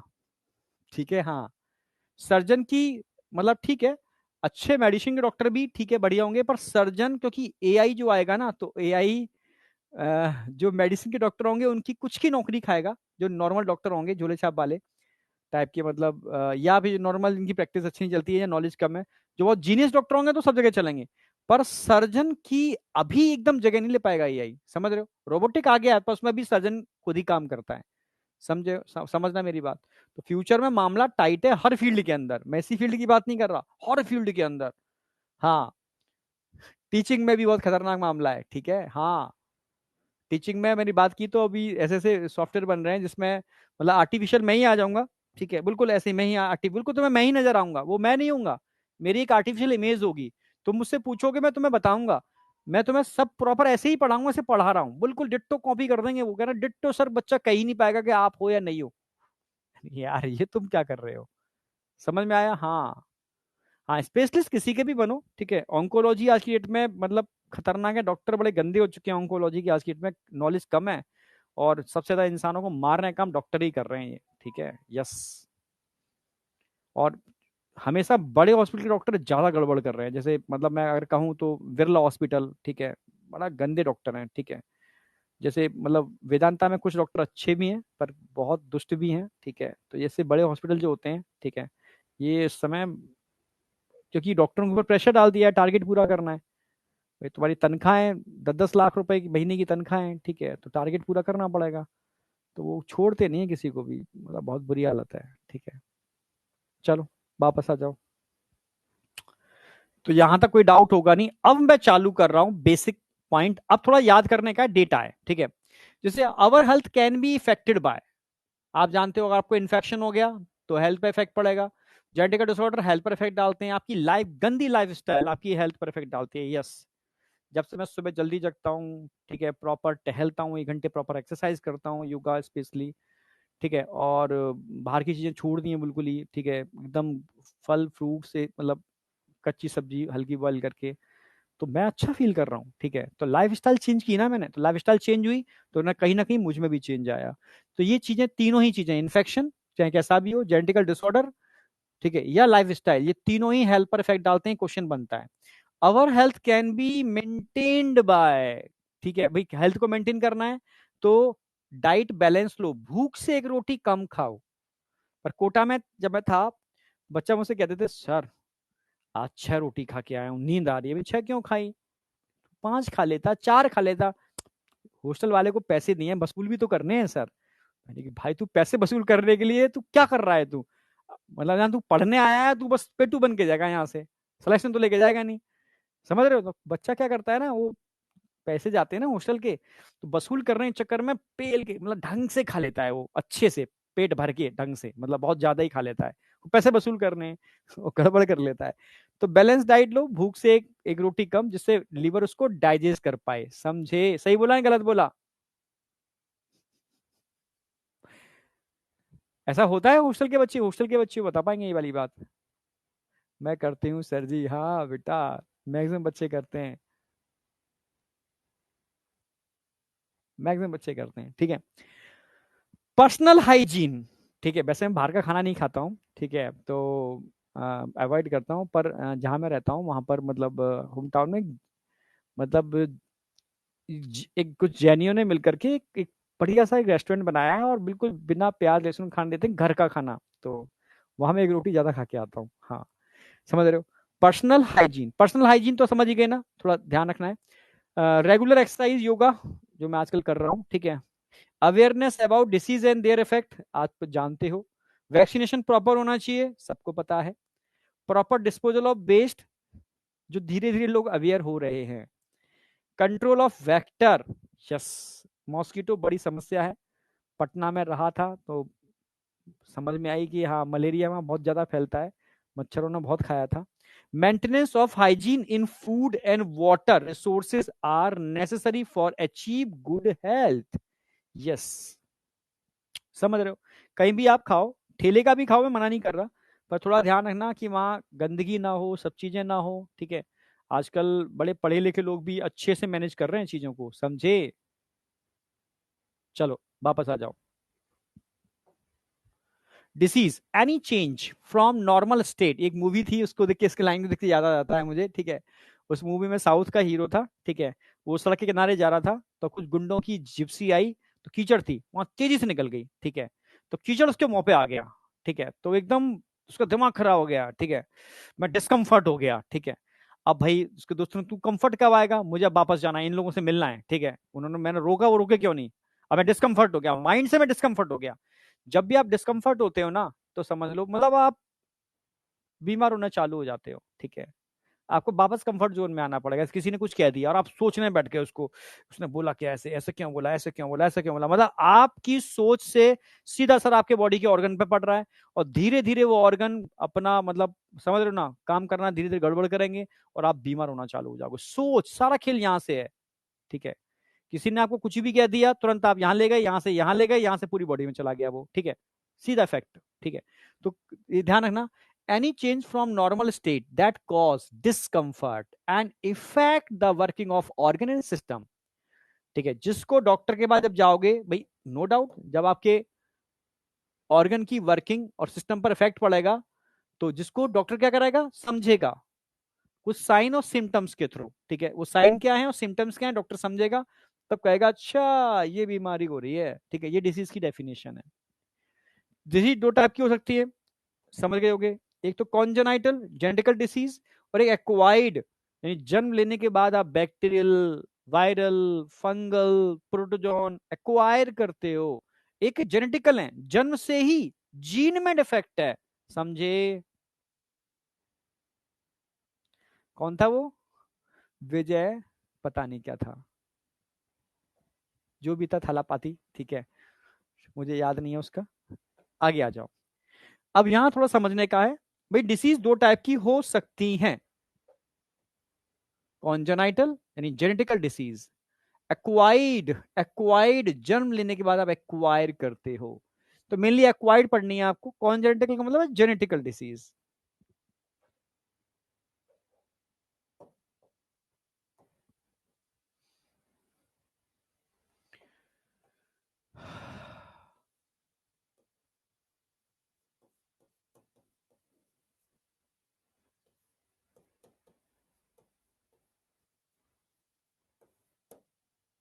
जेनेटिकल डिसीज होती है कॉन्जेनाइटल, ठीक है। Acquired, acquire after birth, acquire after birth, ये दो टाइप की हो सकती हैं, कम्युनिकेबल और नॉन कम्युनिकेबल। जो कम्युनिटी से एक दूसरे में फैलती हैं वो कम्युनिकेबल है, जो कम्युनिटी में एक दूसरे से नहीं फैलती वो नॉन कम्युनिकेबल है। समझना, ये दो टाइप की हो सकती हैं।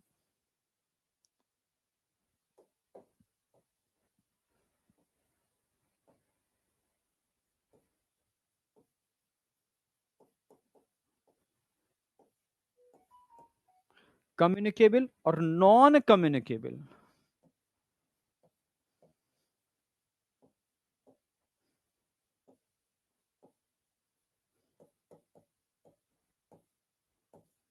नॉन कम्युनिकेबल, ठीक है, जो एक दूसरे से फैलती है वो कम्युनिकेबल है, ठीक है भाई, कम्युनिटी में जो एक दूसरे से फैल रही है वो कम्युनिकेबल है, जो एक दूसरे से नहीं फैल रही है वो नॉन कम्युनिकेबल है। मेरी बात समझ पा रहे हो ना? हाँ, समझे ना? हाँ, जो कम्युनिटी में एक दूसरे से फैलती है वो कम्युनिकेबल है। लिखने दो सर, अरे लिख ले मेरे भाई, ये लिखने का क्या करेगा अभी, इसमें तो कुछ है ही नहीं, लिख ले।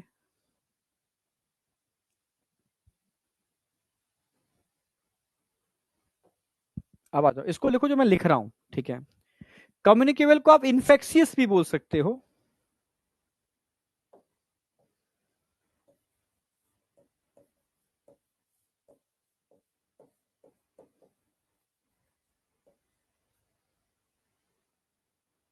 ठीक है, इसको नॉन इन्फेक्शियस बोल सकते हो।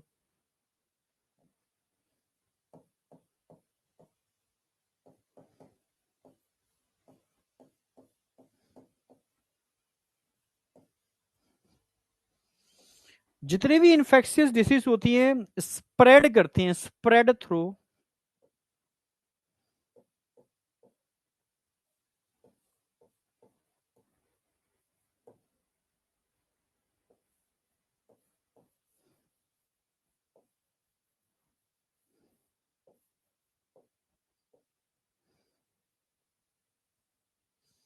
भाई बैक्टीरिया के थ्रू भी हो सकती हैं स्प्रेड,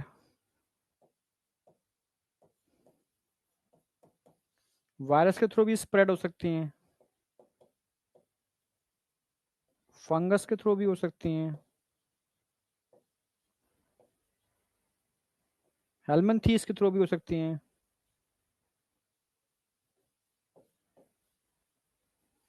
प्रोटोजोआ के थ्रू भी हो सकती हैं। ये समझ रहे हो, ये सब पैथोजन है, ठीक है, इनके थ्रू कम्युनिटी में स्प्रेड होती हैं, वो सारी की सारी इन्फेक्शियस होती हैं, समझे?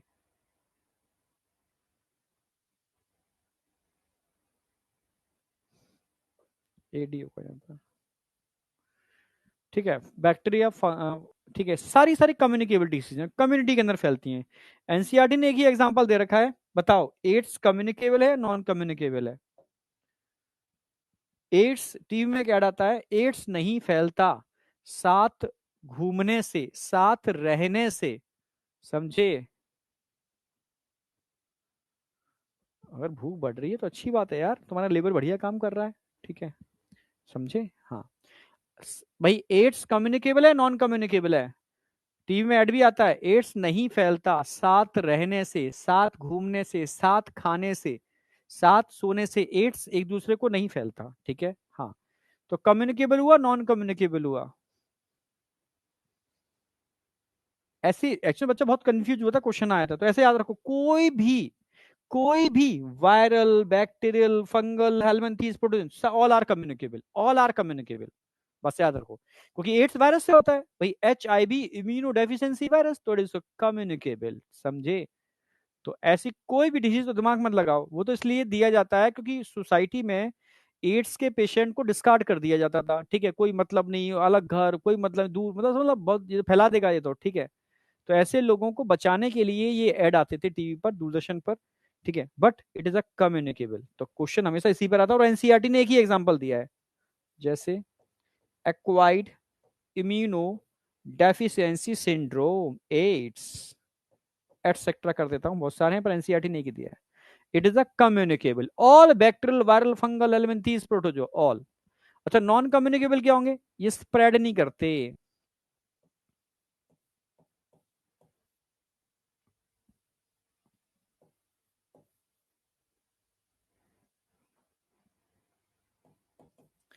स्प्रेडिंग यहाँ नहीं होती।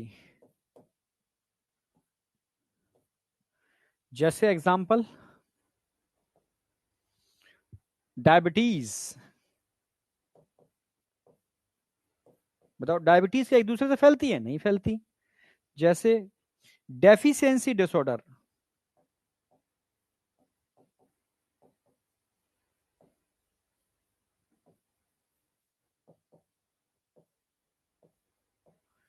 मतलब कोई कमी हो जाए आपके अंदर, ठीक है, खाने में किसी, जैसे मैरस्मस, क्वाशरकोर एटसेट्रा, तो वो तो उसी को होंगे, फैलते नहीं है। जैसे ड्रग्स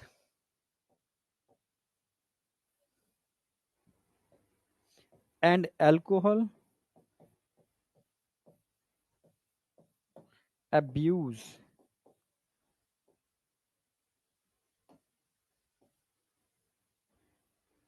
एटसेट्रा। भाई आप ड्रग्स ले रहे हो तो आपको प्रॉब्लम होगी, घर वालों को थोड़ी ना होगी। एल्कोहल आप ले रहे हो, आपको प्रॉब्लम होगी, लिवर कायरोसिस, सब घर वालों को थोड़ी ना होगी, समझे। हाँ, निमोनिया इमोनिया जो भी है, वैसे याद रखो, कैंसर इसी में आएगा, कैंसर भी नॉन इन्फेक्शियस है, कैंसर भी इसी में आएगा, कैंसर एटसेट्रा। ठीक है, कैंसर भी इसी में आएगा, समझे। तो ऐसी कोई भी डिसीज जो, कैंसर इसी में आएगा बेटा, कैंसर नॉर्मली म्यूटेशन इन सब चीजों की वजह से होता है। ठीक है, बहुत रेयर कैंसर होते हैं जो वायरस की वजह से होते हैं, ह्यूमन पैपिलोमा वायरस वो एसटीडी में काउंट होता है, सेक्सुअली ट्रांसमिटेड डिसीज के अंदर, ठीक है। समझे, अर्थोराइटिस बेटा कम्युनिकेबल नहीं है, तुम एक एक डिसीज पूछोगे तो कैसे काम चलेगा। मैं ट्रिक से पढ़ाता हूँ, और ट्रिक तुम्हें बता दिया मैंने। किसी भी डिसीज का कॉजिंग एजेंट अगर bacteria, virus, fungus, helminths, protozoa है तो कम्युनिकेबल, सोचो ही मत। हाँ, जो इनके थ्रू नहीं फैल रही है, all are non communicable, non infectious, spreading नहीं होती इनके अंदर, बस एक लाइन के अंदर। अब कमर कस लो सारे के सारे, क्योंकि अब मुझे याद कराने हैं सारे डिसऑर्डर आपको आज। आज का टारगेट बस ये है कि मैं सारे डिसऑर्डर आपको याद कराऊंगा, बस आज का टारगेट इतना ही है। Bacteria, virus, fungus, helminths and protozoa, ये सारे डिसऑर्डर आपको याद करने हैं। और अच्छा रहा क्लास आज मेरी हो गई, जिससे कि जब मेरी क्लास होगी मंडे को, तो मैं मान के चलूंगा कि आपको ये सब याद हो गए होंगे, क्योंकि गैप मिल जाएगा आपको, कल सैटरडे है, संडे है, 2 दिन का गैप मिल रहा है। इन 2 दिन के अंदर आप इन दोनों, मतलब जो मैं डिसऑर्डर याद कराऊंगा वो आपको एक बार रिवाइज करने हैं, 1-2 बार लिख लिख करके रिवीजन करना है।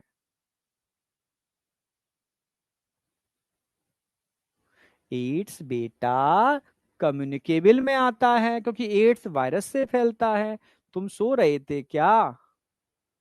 कौन है ललन कुमार, तू लल्लन ही रहेगा यार। एड्स किसका एग्जाम्पल है बेटा, एड्स कम्युनिकेबल है, क्यों, क्योंकि एड्स वायरस से फैलता है। यार तुम सच में मेरी बात सुनते भी हो। चलो,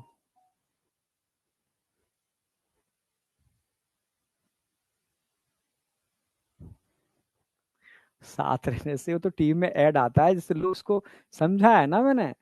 चलो, ट्रिक मैंने बता दिया, अब आगे बढ़ रहे हैं। अब मैं एक एक करके स्टार्ट करूंगा। सबसे पहले मैंने पूरी एनसीईआरटी को पॉइंट्स में कन्वर्ट किया, ये एनसीईआरटी है जिसको आपको याद रखना है, ठीक है। क्वेश्चन क्या, अभी नहीं, तुम कोई भी एग्जाम दोगे, कहीं का भी एग्जाम एग्जाम दोगे, तो ये डिसीज पूछी जाती है, ठीक है। तुमसे क्या क्या पूछेगा, डिसीज कॉजिंग एजेंट क्या होता है, तुमसे पूछेगा डिसीज कॉजिंग एजेंट क्या होता है, तुमसे पूछेगा, ठीक है, डिसीज कॉजिंग एजेंट इसका कौन सा है, बैक्टीरिया है, वायरस है, हेलमिंथीज है, ठीक है। उसके सिम्टम क्या है, क्या उस डिसीज से कोई स्पेसिफिक टेस्ट भी है उसको आइडेंटिफाई करने के लिए, ये क्वेश्चन पूछे जाते हैं। जैसे डिजीज पता होनी चाहिए कौन सी, बैक्टीरियल है, वायरल है। जब भी आपसे बात करूंगा, टाइफॉइड बड़ा कॉमन है, कंटामिनेटेड फूड, दिल्ली में तो ये कॉमन फैलता है टाइफाइड, समझ लो किसी को फीवर अगर हल्का बना हुआ है, अब तो हल्का फीवर भी नहीं आता टाइफाइड में, तेज फीवर आता है। ये तो एनसीईआरटी का डेटा बता रहा हूं, पर एक्चुअल में आज की डेट में जो टाइफाइड हो रहा है उसमें फीवर बहुत तेज भी आता है, ठीक है, हाँ। तो बहुत कॉमन है दिल्ली एनसीआर में टाइफाइड होना, कोई कंटामिनेटेड फूड यहाँ भर भर के है, समझ में आया, हाँ। तो टाइफाइड सबसे पहला मैं बताऊंगा आपको, टाइफाइड याद रखना है, टाइफाइड बैक्टीरियल है, वायरल है, तो तुरंत बोलोगे सर टाइफाइड तो बैक्टीरियल है। कौन कॉजिंग एजेंट एजेंट होता है, साल्मोनेला टाइफी। तो typhoid cause by salmonella typhi, तो पहला याद रखना है, typhoid bacterial, viral, bacterial, cause by salmonella typhi. अच्छा, बैक्टीरिया के टाइफाइड के सिम्टम क्या है, ठीक है। तो आप बोलोगे टाइफाइड में फीवर आता है, लंबे समय तक फीवर आता है, एनसीईआरटी की बातें याद रखोगे, ठीक है। फीवर होगा 39 से 40 डिग्री सेल्सियस तक, ठीक है, सस्टेन हाई फीवर मेंटेन रहेगा ये, ठीक है, ये कॉमन है, ठीक है। टाइफाइड फैलता कैसे? Contaminated food and contaminated water, yes, enter the small intestine through contaminated food and contaminated water, यानी रूट ऑफ इन्फेक्शन क्या होगा? गट, आपकी इंटेस्टाइन। ये क्वेश्चन आता है, इसमें क्या होती है? वीकनेस होती है, टाइफाइड होगा तो बहुत कमजोरी आती है, कॉन्स्टिपेशन भी हो जाते हैं, लूज मोशन बार बार हो रहे हैं, स्टमक पेन भी होता है, बहुत ज्यादा पेट में पेन बना रहता है, हेडेक होता है, लॉस ऑफ एपेटाइट, प्यास कम लगती है, समझे? हाँ, तो ये सिम्टम है, एनसीईआरटी में रखे, पूछे जाते हैं। अगर आपने ट्रीटमेंट सही से नहीं कराया, किसी झोला छाप डॉक्टर के पास चले गए, तो समझ रहे हो ना, टाइफाइड सीवियर हो जाता है, आपकी इंटेस्टाइन में छेद हो जाते हैं, होल बन जाते हैं, परफोरेशन, ठीक है, इंटेस्टाइनल परफोरेशन, जिसमें डेथ होने की प्रोबेबिलिटी बढ़ जाती है, इसलिए टाइफाइड में बहुत ध्यान रखना चाहिए, ठीक है। इससे कैसे आइडेंटिफाई करते हैं? Confirm by Widal test, typhoid का कॉमन है विडाल टेस्ट, ठीक है। एक लेडी थी जिसका नाम किताबों में छप गया अब तो, ठीक है, मैरी मेलन, ठीक है, मैरी मेलन, निक नेम इसका था टाइफाइड मैरी। क्यों था भाई? क्योंकि ये कैरियर थी टाइफाइड की, यस, इसको सिम्टम नहीं आते थे पर टाइफाइड इसको था, और ये बड़े प्यार से खाना बनाती थी, अपने रेस्टोरेंट में आने वाले लोगों को खिलाती थी, और गिफ्ट में टाइफाइड देकर के उनको भेजती थी। तो आज की डेट में आप जहां खाना खा रहे हो, आपको पता ही नहीं होगा कि उसमें खाना बनाने वाले लोग कैसे हैं, ठीक है। मैं एक केस याद आ गया मुझे, मतलब बहुत अजीब सा केस था। अ, जैसे एक कहीं बफेट लगा था, ठीक है, हाँ, बफेट में कैटरिंग वाले को बुक करते हैं ये लोग, ठीक है।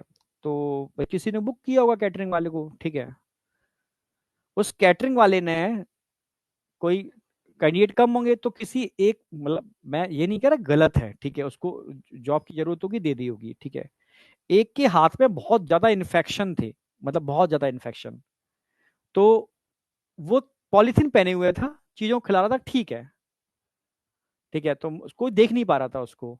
बाद में क्या हुआ, वो थोड़ा गांव का था, उसने पॉलिथीन फेंक दी, निकाल के निकल गई, फेंक दी, और खिला भी क्या रहा था? वो गुजिया, ठीक है, पानी में उसको हाथ डालना होता है, फिर निचोड़ना होता है, और फिर दोने में रख करके उस पर सब चीजें भुरक के फिर चटनी डाल के खिलाना होता है। ओहो, ठीक है, समझे? उसी जो इन्फेक्टिव हैंड था, उसमें डाल करके निचोड़ करके रख करके जब खिला रहा था ना लोगों को, तो बस, वो जब तक पॉलिथीन पहने था तब तो लोग समझ नहीं पाए। तब फिर कंप्लेंट हुई इस कैटरिंग वाले का, ठीक है, कि भाई आप तो यहाँ लोगों के अंदर बीमारियां फैला रहे हो ना। तो मैं इसलिए कह रहा हूँ कि आजकल शादियों का मौसम चल रहा है, कई बच्चे क्या करते हैं, वाह, समझ रहे हो, उड़ा के आते हैं। तो समझ रहे हो, गिफ्ट में पता नहीं क्या लेकर के आ जाओ, ठीक है। शादियों के अंदर, होटलों में, यहाँ पर सलाद को अवॉइड करो बिल्कुल, ठीक है। एक्चुअल में किचन के अंदर क्या चल रहा है किसी को नहीं पता, ठीक है, वो आके ठीक है, सजा करके आपको परोस दिया जाता है, वो एक अलग है। तो मैं तो यही कहूंगा, कोशिश करो, ठीक है, कि अगर बाहर खाओ मजबूरी है तो सुनिश्चित कर लो ये हाइजेनिक है, ठीक है। अगर आपको डाउट है तो यार थोड़ा सा अवॉइड करो, ठीक है, ये थोड़ा सा करो कोशिश, ठीक है, क्योंकि समय थोड़ा सा अजीब ही चल रहा है, समझे?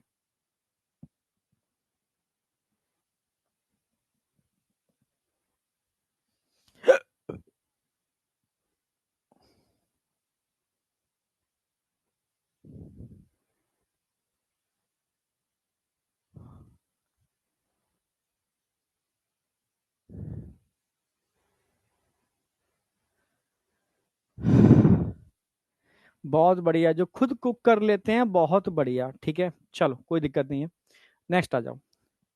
तो ये समझ में आ गया, ये मैरी मेलन जो थी, ये टाइफाइड की कैरियर थी, कैरियर के मतलब सिम्टम नहीं आते थे उसको, पर इन्फेक्शन था, और खाना खुद बनाती थी, परोसती थी, खिलाती थी, तो बहुतों को उसने टाइफाइड फैलाया, उसका इतना फैलाया, इसका नाम छप गया किताबों के अंदर, ठीक है। अरे कौन है भाई, इसका नाम छप गया किताबों में, ठीक है, मैरी मेलन, निकनेम था टाइफाइड मैरी। तो ये टाइफाइड, आपको याद रखना है, मैं जब भी पूछूंगा टाइफाइड कॉजिंग एजेंट, पहले टाइफाइड बैक्टीरियल वायरल है, आप बोलोगे बैक्टीरियल, कौन कॉज करता है? Salmonella typhi. Root of infection क्या है? आप बोलोगे गट, ओरल, ठीक है, कंटामिनेटेड फूड और वाटर से फैलता है। सिम्टम क्या है? सिम्टम सिंपल सी बात है, सस्टेन फीवर मेंटेन रहता है, हाई फीवर इसके अंदर, ठीक है। हाँ, लंबे मतलब फीवर मेंटेन रहता है, नहीं कराओगे, गड़बड़ कर दी इलाज तो इंटेस्टाइनल परफोरेशन हो जाएगी, छेद बन जाएंगे इंटेस्टाइन के अंदर, समझे। मैंने नहीं खाया था बेटा, मैंने देखा था और लोगों को रोका था, समझ में आया, मैंने नहीं देखा, मैं तो बस ऑब्जर्व कर रहा था चल क्या रहा है यहाँ पर, ठीक है। तो पहले राउंड में देखा मैंने, अच्छा ये चीजें, अच्छा ठीक है। सेकंड राउंड में देखा उसके हाथ में कुछ भी नहीं था और उसके हाथ में इन्फेक्शन था, मैं तुरंत पकड़ लेता हूँ ऐसी चीजें। हाँ, तो मैंने तो उसको पकड़ा था, खाया नहीं था।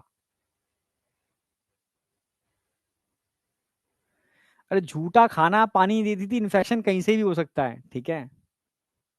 झूठा खाना है, पानी दे दी थी। चलो आ जाओ। अब नंबर 2 बात करूंगा यहाँ पर मैं, विडाल टेस्ट मत भूल जाना, विडाल टेस्ट, विडाल टेस्ट करते हैं टाइफाइड के कंफर्मेशन के लिए। नंबर 2 बात करूंगा मैं, निमोनिया। निमोनिया तो सब जानते होगे, बचपन में सभी को निमोनिया हुआ है, मतलब तगड़ा वाला सभी को होता ही है निमोनिया, ठंडी आती है निमोनिया बड़ा कॉमन है। कॉजिंग एजेंट स्ट्रेप्टोकोकस निमोनिया या हीमोफ्लस इन्फ्लुएंजा। अब तो इसकी भी वैक्सीन आ गई है, ठीक है, बट कॉमन है क्योंकि इसके स्ट्रेन बहुत सारे होते हैं इसलिए हो जाता है, वैक्सीन में सारे स्ट्रेन प्रोटेक्टेड नहीं होते। तो Streptococcus pneumoniae, Haemophilus influenzae. Pneumonia lungs का इन्फेक्शन है, तो रूट ऑफ इन्फेक्शन क्या होगा, आपकी नोज यानी आपका रेस्पिरेटरी ट्रैक। तो ड्रॉपलेट इन्फेक्शन होता है, ड्रॉपलेट या एरोजोल इन्फेक्शन यानी एयर के थ्रू। किसमें इन्फेक्शन होता है, एल्वलाई ऑफ लंग्स। एल्वलाई किससे भर जाते हैं, फ्लूइड से भर जाते हैं, म्यूकस से भर जाते हैं, जिसकी वजह से सांस लेने में दिक्कत आती है, ठीक है, ठंडी लगती है, बुखार आता है, कफिंग होती है, हेडेक होता है, और आपके ब्लड में ऑक्सीजन की कमी हो जाती है, इसलिए आपके लिप्स और nails turn grey to bluish हो जाते हैं। अगर आपके बॉडी के अंदर ब्लूइश अपीयरेंस आ रही है, ये इंडिकेटर है कि बॉडी के अंदर अचानक से ऑक्सीजन का लेवल बहुत कम हो गया है, ठीक है, यस, ये इंडिकेटर है।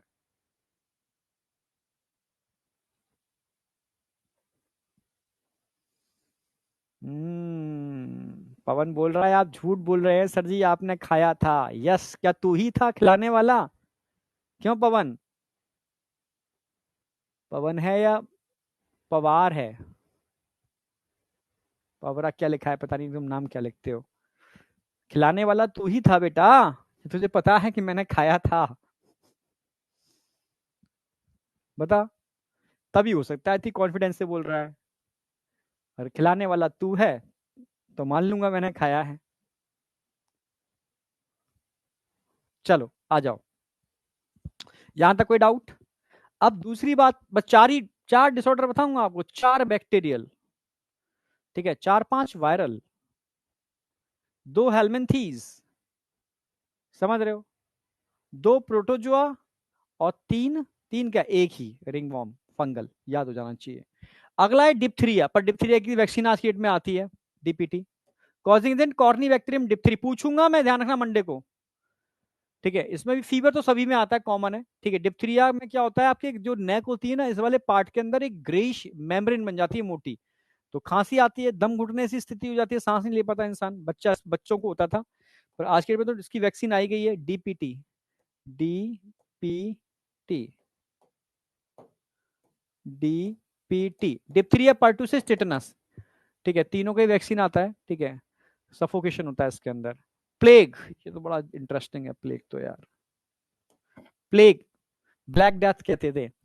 प्लेग जैसे कहते हैं ना कि माइक्रोवेल वेपन्स, इंडिया में माइक्रोवेल वेपन सबसे पहले यूज हो चुके हैं बेटा, चाणक्य इसको यूज करते थे। चाणक्य क्या करते थे, प्लेग एक्चुअल में ह्यूमन को नहीं होता, प्लेग चूहों को होने वाली प्रॉब्लम है, यस, चूहों में होता था, तो चाणक्य क्या करते थे कि प्लेग से ग्रसित यानी इन्फेक्टिव माइस, चूहों को पाल के रखते थे, ठीक है। हाँ, जब भी कहीं कोई किसी सेना में महामारी फैलानी हो, ठीक है, यस, माइक्रोवेल वॉर हो गया, तो वहां प्लेग से ग्रसित चूहों को खाने में सब जगह छुड़वा दिया जाता था, ठीक है, जहाँ खाने के स्टोर होते थे, सब चीजें होती थी, ठीक है, तो वो प्लेग वाले चूहे सब इन्फेक्शन कर देते थे, और फिर वो वहां से लोगों में फैलता था, सारे सैनिकों में फैलता था, तो वो सेना में तबाही हो जाती थी, समझ रहे हो ना मेरी बात, तो बिना लड़े ही ये जीत जाते थे, जैसे अभी चाइना ने किया ना, यस, कोरोना को फैला करके, समझे, तो ऐसा ही कुछ, ठीक है।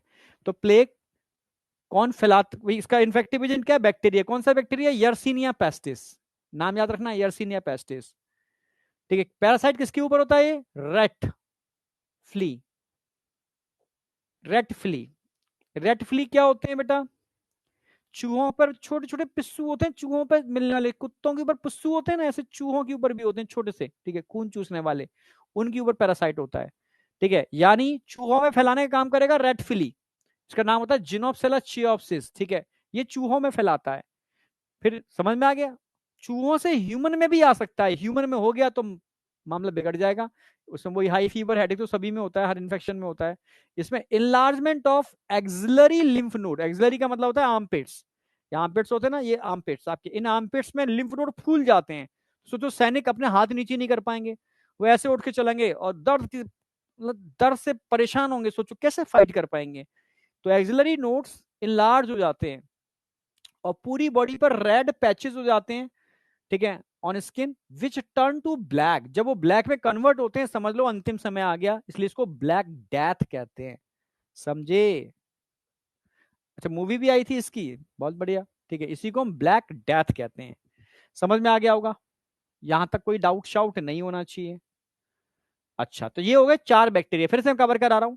सबसे पहला मैंने बताया आपको क्या, जरा बताओ। नंबर 1 मैं तुमसे क्वेश्चन कर रहा हूं, पहला बताओ। सबसे पहले बात की मैंने किसकी? टाइफॉइड। टाइफाइड कॉजिंग एजेंट बताओ फटाफट। टाइफाइड कॉजिंग एजेंट कौन होता है? टाइफाइड कॉजिंग एजेंट, मैं इसको हटा रहा हूं। टाइफाइड कॉजिंग एजेंट कौन होता है, जरा बताओ। Salmonella typhi. Root of infection gut, oral, oral route of infection oral gut, यानी कंटामिनेटेड फूड एंड वाटर से होता है। ठीक है, सिम्टम क्या है? सिम्टम क्या है? वही हाई फीवर होगा इसके अंदर, सस्टेन लंबे समय तक हाई फीवर रहता है। ठीक है, वीकनेस, हेडेक, ये तो कॉमन सिम्टम है। एपेटाइट, लॉस ऑफ एपेटाइट, ठीक है, कॉमन सिम्टम है। ठीक है, पर इस पे भी क्वेश्चन आता है। ठीक है, और बस तुम्हें ध्यान के रखना है, टाइफाइड केस में इंटेस्टाइनल परफोरेशन हो जाता है, छेद बन जाते हैं आंतों में, तो it is a dangerous condition में डेथ हो सकती है पूरी। कौन सा टेस्ट यूज करते हैं जरा बताओ, उसके लिए टेस्ट कौन सा यूज करते हैं? Widal test. Yes, Widal test. उस लेडी का नाम क्या था? निकनेम, हाँ, निकनेम बताओ उस लेडी का। मैरी मेलन, नॉर्मल नेम था, उसको टाइफाइड मैरी कहते थे, मैरी मेलन को typhoid Mary. Number 2, pneumonia causing agent. Pneumonia causing agent, pneumonia causing agent Salmonella typhi, ये तो उसका हो गया बेटा। निमोनिया कॉजिंग एजेंट, हाँ, स्ट्रेप्टोकोकस निमोनिया या हीमोफ्लस इन्फ्लुएंजा, बिल्कुल सही, स्ट्रेप्टोकोकस निमोनिया या Haemophilus influenzae. Route of infection droplet infection, droplet infection. ठीक है, लंग्स में क्या होगा भाई? म्यूकस बहुत ज्यादा बन जाएगा, लंग्स में पानी भरना कहते हैं, तो ऑक्सीजन डिफ्यूज ही नहीं हो पाएगी, जिसकी वजह से पूरे ब्लड में डीऑक्सीजनेटेड ब्लड का अमाउंट बढ़ जाएगा। समझे? हाँ, आपके लिप्स, आपकी आईज, नेल्स, जहां ऑक्सीजनेटेड ब्लड होता है वो ब्लूइश, ग्रेइश ब्लूइश हो जाएगा, मतलब ठीक है, it is a dangerous condition. फिर मैंने बताया इसके बाद निमोनिया हो गया, निमोनिया के बाद क्या बताया था मैंने? Diphtheria. Diphtheria causing agent, diphtheria causing agent Corynebacterium diphtheriae. Yes, Corynebacterium diphtheriae. Diphtheria causing agent Corynebacterium diphtheriae, yes, याद रखना है आपको। ग्रेइश मेम्ब्रेन डेवलप हो जाती है। ठीक है, तो डीपीटी का इसका इंजेक्शन लग जाता है, वैक्सीन तो कोई दिक्कत वाली बात नहीं है। और लास्ट में था प्लेग। प्लेग कॉजिंग एजेंट बताओ। प्लेग, ब्लैक डेथ कहते हैं causing agent, plague causing agent Yersinia pestis. कौन फैलाता है उसको? पैरासाइट किसके ऊपर होता है? Xenopsylla cheopis, it is a rat flea, mice में होने वाला मतलब इन्फेक्शन है, हाँ, रैट के थ्रू। ठीक है, इसको ब्लैक डेथ भी कहते हैं, इसमें ही, अरे भाई, इसको ब्लैक डेथ कहते हैं, समझ में आ गया होगा। इसमें जो एक्सिलरी आर्मपिट्स होते हैं वो इनलार्ज हो जाते हैं, ठीक है, पिंक स्पॉट बनते हैं, और जब ब्लैक हो जाते हैं तो it is a dangerous condition, finally death. अब बात करते हैं वायरल। वायरल में तो बड़ा कॉमन है, कॉमन कोल्ड आपको याद रखना है, बहुत सिंपल है। कॉमन कोल्ड जो आपको जुकाम होता है इस समय फैल रहा होगा, कौन का कॉज करता है? राइनो वायरस करता है भाई। मोस्ट इन्फेक्शियस है, क्योंकि किसी को कोल्ड घर में एक को हो जाए तो सबको हो जाएगा। ठीक है, छींका आपने, हाथ कहीं रख दिया तो सबको इन्फेक्शन होता है, मोस्ट इन्फेक्शियस में काउंट होता है। ड्रॉपलेट इन्फेक्शन होता है क्योंकि रेस्पिरेटरी ट्रैक का इन्फेक्शन है। ठीक है, बट नॉट द लंग्स। यहाँ पर लंग्स के अंदर नहीं होता निमोनिया, ध्यान रखना, निमोनिया आपके लंग्स के अंदर इन्फ्लामेशन करेगा, और कॉमन कोल्ड आपकी नोज अपर वाले पार्ट में इन्फ्लामेशन करेगा, अंतर है। Pneumonia upper respiratory, pneumonia lower respiratory tract, और common cold upper respiratory tract inflammation cause करता है, ठीक है। नेजल कंजक्शन डिस्चार्ज, ठीक है, लगभग 3 से लेकर के 7 दिन इसकी साइकिल होती है, हर वायरस की कोई ना कोई साइकिल होती है, ठीक है। उसके बाद अपने आप ही सही हो जाता है। हेपेटाइटिस बी, ठीक है, ध्यान रखना है, डबल स्टैंडर्ड डीएनए वायरस है। हेपेटाइटिस यानी आपके लिवर के अंदर इन्फ्लामेशन कर देता है, लिवर डैमेज तक कर देता है, ठीक है। जॉन्डिस, यस, डॉक्टर को लगा कहीं ऐसा ना हेपेटाइटिस हो, तो तुरंत हेपेटाइटिस चेक कराया, ठीक है। हेपेटाइटिस नॉर्मल आया, ये अच्छी बात थी, ठीक है। और आज की बताया भी था मैंने, इसकी हमने वैक्सीन बना ली, रिकॉम्बिनेंट डीएनए वैक्सीन हमने बना ली है। किसके थ्रू होता है? पेरेंट्स से भी बच्चों में जा सकता है, पेरेंट्स से मतलब है प्लेसेंटा के थ्रू, मदर से बच्चे के अंदर, सेक्सुअल रूट के थ्रू भी जा सकता है, ठीक है, हेपेटाइटिस बी। और नॉर्मल ब्लड फ्लूइड के कांटेक्ट में आने पर तो चला ही जाता है।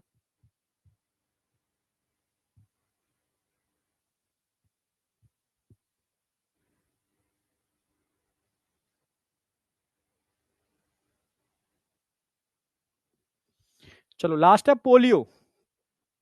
पोलियो वायरस समझते हो? पोलियो तो पता है, अब इंडिया से रेडिकेट हो चुका है पोलियो। पल्स पोलियो अभियान, 2 बूंद जिंदगी के, याद आ गया होगा। तो पोलियो सिंपल है, जैसे हेपेटाइटिस बी वायरस, ऐसे यही नाम है, इसमें याद क्या करना है इसको, ठीक है, पोलियो, पोलियो वायरस, ठीक है। ये भी कंटामिनेटेड फूड, मतलब आपके यही गट वाले ट्रैक से होता है। इन्फ्लामेशन ऑफ नर्वस सिस्टम, तो आपके नर्वस सिस्टम में इन्फ्लामेशन होना चालू हो जाता है, आपकी नेक में स्टिफनेस आ जाती है, कहते हैं फालिस मार गई, वीकनेस ऑफ आपकी जो स्केलेटल मसल्स होती हैं अचानक से वो कमजोर पड़ जाती हैं, high fever, pain in body, paralysis of limbs and muscles. पर आज के डेट में तो वैक्सीन है ही पोलियो की, ठीक है। 2 बूंद जिंदगी के, यस। तो इस पे क्वेश्चन तो नहीं आते, क्वेश्चन तो इसलिए बनते हैं सबसे ज्यादा, ठीक है, कॉमन कोल्ड पे। और आज के डेट में 2 टॉपिक और ऐड हो गए हैं आपके सिलेबस में, डेंगू एंड चिकनगुनिया।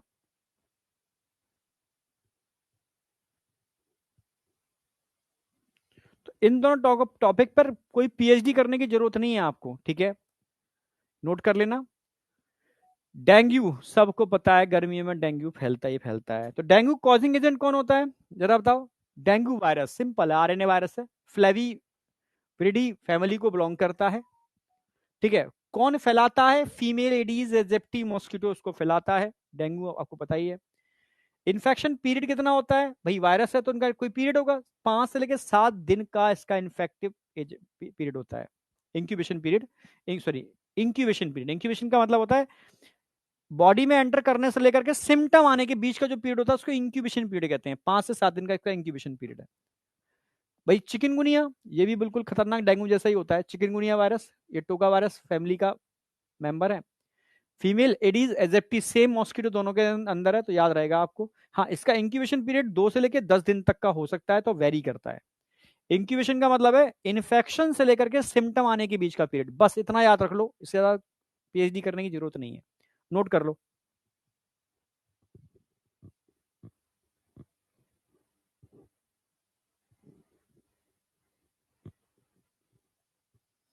नोट करो।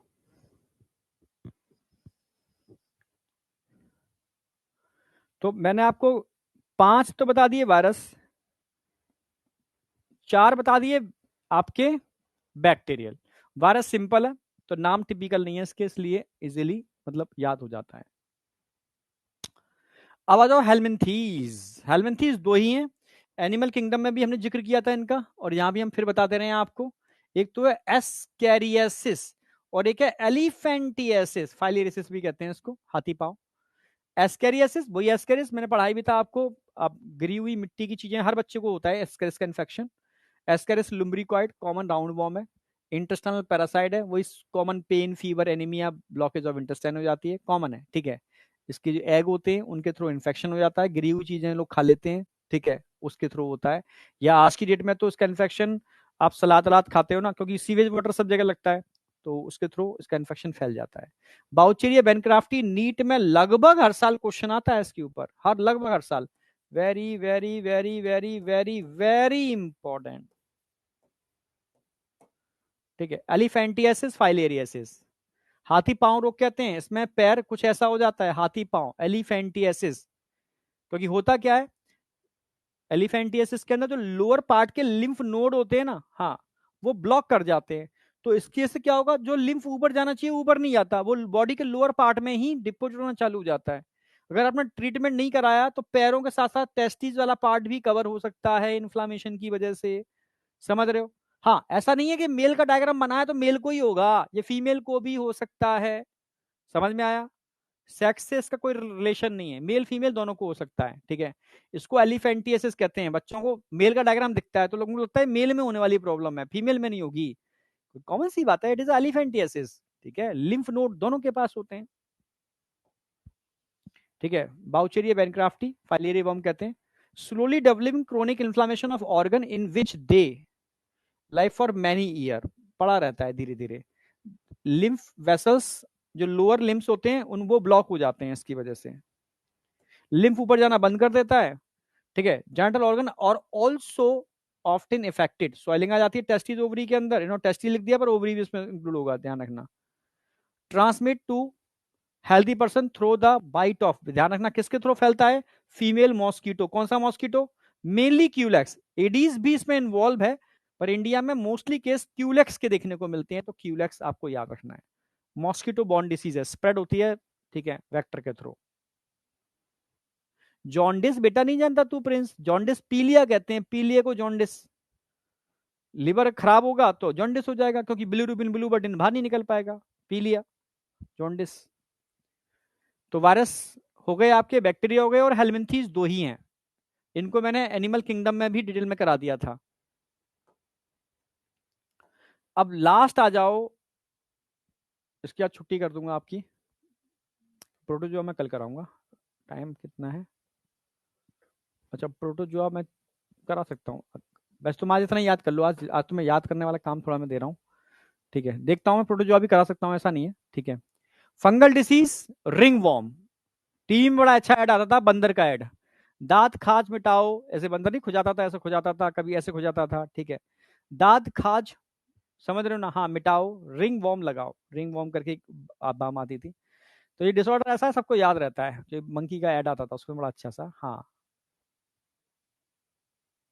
याद भी करने हैं अभी, ठीक है, ध्यान रखना। रिंग वॉर्म डिसीज का नाम क्या है? Ring warm. तीन फंगस हैं जो उसको करती हैं, यस, माइक्रोस्पोरम भी कर सकती है, ट्राइकोफाइटोन भी कर सकती है, और एपिडर्मोफाइटोन भी कर सकती है, यस, तीन फंगस होती है रिंगवर्म कॉजिंग एजेंट। समझ रहे हो? और तभी तो कहते हैं ये इतनी मतलब इन्फेक्शियस है कि जो लोग नहीं, बालों में रूसी हो जाती है, ठंडी का टाइम है, रूसी तो बड़ा कॉमन है, ठीक है, वो फंगस ही तो है, वो स्किन के ऊपर स्प्रेड करता है, ठीक है। लोग कहते हैं ना गर्मियों में एक दूसरे के कपड़े ले लेते हैं, भाई तू दे दियो टी शर्ट, यार जा रहा हूँ आज घूमने, ठीक है, तू टॉवल दे दियो अपनी, तू कंगा दे दियो अपना, कभी किसी की चीजें नहीं यूज करनी चाहिए, ठीक है। ठीक है, ones of the most common infectious disease, बहुत कॉमन है, ठीक है। Appearance of dry scaly region, dry scaly region बन जाते हैं on various part of the body, especially skin, nails और स्कैल्प के ऊपर, है ना, इस तरीके ये बन जाते हैं इस तरीके से, ठीक है। Dry scaly lesions generally acquired from soil, soil से इन्फेक्शन लगता है लोगों को, और लोग इसको निग्लेक्ट कर देते हैं। हाँ, ये पता होना चाहिए, टॉवेल से भी हो सकता है, किसी के कपड़े पहनने से भी हो सकता है, और कंगे से भी फैल जाता है, कॉम्ब यूज नहीं करना चाहिए किसी का, बालों में मिलने वाली रूसी, ठीक है, फंगस, जो इस फंगस की फंगस ही है बेटा वो।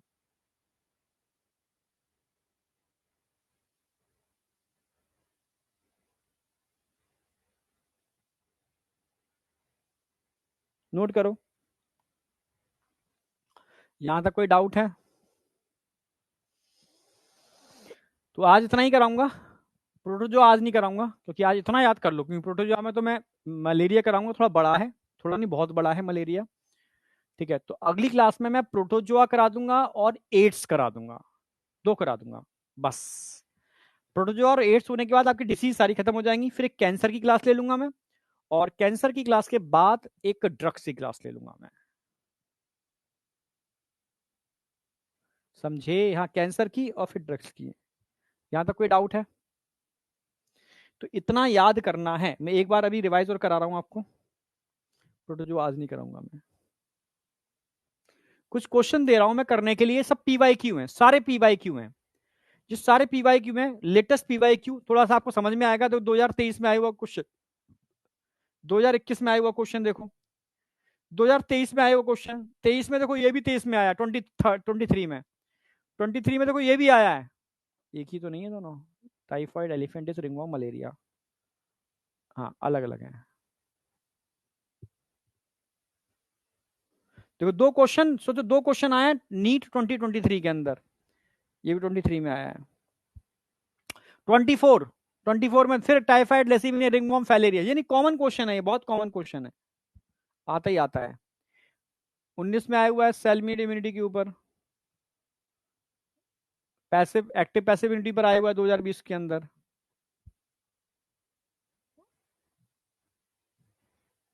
दो हजार बाईस में primary and secondary immune response पर आया हुआ है, एक्वायर्ड इम्यूनिटी पर आया हुआ है। 2022 में रोमेटोइड अर्थराइटिस, ऑटो इम्यूनिटी पर आया हुआ है। अगेन ये वाले तो बहुत आए हुए हैं, सेलुलर बैरियर, फिजियोलॉजिकल बैरियर, ठीक है। एक और देखो कॉमन कोड, देखो ये टाइफाइड, ये तो कॉमन है, हर साल आ रहा है, 24 में भी देखो क्वेश्चन आया हुआ है। तो ये मैंने कुछ पीवाईक्यू डाले हैं इससे, तो आपको ये आइडिया लग जाएगा कि यार क्वेश्चन आते कैसे हैं इन टॉपिक्स के ऊपर, तो तुम्हारा कॉन्फिडेंस बिल्डअप हो, यार इतना तो हमें आता है, ठीक है। तो सारे क्वेश्चन एक बार खुद ही लगाओगे, पीवाईक्यू है इसलिए, ठीक है। अब मैं कल मिलूंगा आपसे, कल नहीं, सॉरी कल नहीं, मंडे को मिलूंगा आपसे। तो मंडे तक मैं होमवर्क दे रहा हूं आपको, सारे बैक्टीरियल डिसीज लिख लिख के याद करने हैं, वायरल डिसीज लिख लिख के याद कर रहे हैं, इंक्लूडिंग डेंगू एंड चिकनगुनिया, ठीक है। हेलमेंथीस दो ही है, ठीक है, वो याद रहेंगे आपको, ठीक है। और फंगस एक ही है, यस याद रहेगा ये आपको, ठीक है, बस ध्यान रखना है। हाँ, रिंगवॉर्म कॉजिंग एजेंट 3 हो सकते हैं, माइक्रोस्पोरम, ट्राइकोफाइटन, एपिडर्मोफाइटन, क्लियर है बिल्कुल। तो ये सब मैं पूछने वाला हूं आपको मंडे को, पूछने के बाद मैं प्रोटोजोआ कराऊंगा, और प्रोटोजोआ के बाद सीधे मैं एंटर कर जाऊंगा एड्स, एक्वायर्ड इम्यूनोडेफिशिएंसी सिंड्रोम, ठीक है। हाँ, एड्स और प्रोटोजोआ मैं करा दूंगा आपका मंडे को, ठीक है। जिससे ट्यूसडे को मैं करा दूंगा आपका कैंसर, और वेटनेसडे को मैं करा दूंगा आपका ड्रग्स, खत्म, human health and disease, okay. तो मंडे से रिवीजन स्टार्ट हो रहा है, ठीक है। प्लानर मैंने डाल दिया है, बहुत सीरियसली ध्यान रखना, जो रिवीजन कर चुके हैं वो पहला मंडे वाला लेक्चर जो 20 मिनट का डालूंगा मैं, आधा घंटे का, वो देख लेना, आप सब नोट कर लेना, कॉपी बना लेना उसकी, बहुत मेहनत की है उन चीजों के लिए मैंने, ठीक है। हाँ, वो सारे पॉइंट आउट कर लेना, और लास्ट में जो लाइव डिस्कशन कराऊंगा 45 क्वेश्चन का, वो क्वेश्चन उनको भी प्रिंट करा लेना। जब नीट का एग्जाम दे के लौटो ना, तो मेरी किताब और वो वाले क्वेश्चन एक बार मैच कर लेना, ठीक है। हाँ, समझे। हाँ, तो उनको भी प्रिंट करा लेना, और कर भी लेना, प्रिंट करा लेना, ठीक है। दो चीजें थोड़ी सी सीरियसली कर लेना, बाद बाकी का तो ठीक है, तुम रिवीजन कर ही चुके हो, जो नहीं कर चुके हैं वो एक बार वहां से कर सकते हैं, जो कर चुके हैं वो दो काम करेंगे उस कॉपी पर, एक तो मेरी समरी जो मैं बनाऊंगा वो लिखेंगे, समरी का मतलब है पूरा कंक्लूजन दूंगा मैं उस 2 चैप्टर का, जो भी टारगेट होगा, और लास्ट में जो क्वेश्चन कराऊंगा वो, ठीक है। तो मिलते हैं आज शाम को, ठीक है, 6, 6:30 का लाइव लगा हुआ है, उससे मिलते हैं, ठीक है। Thank you, all the best, bye बेटा, आज शाम को मिलते हैं।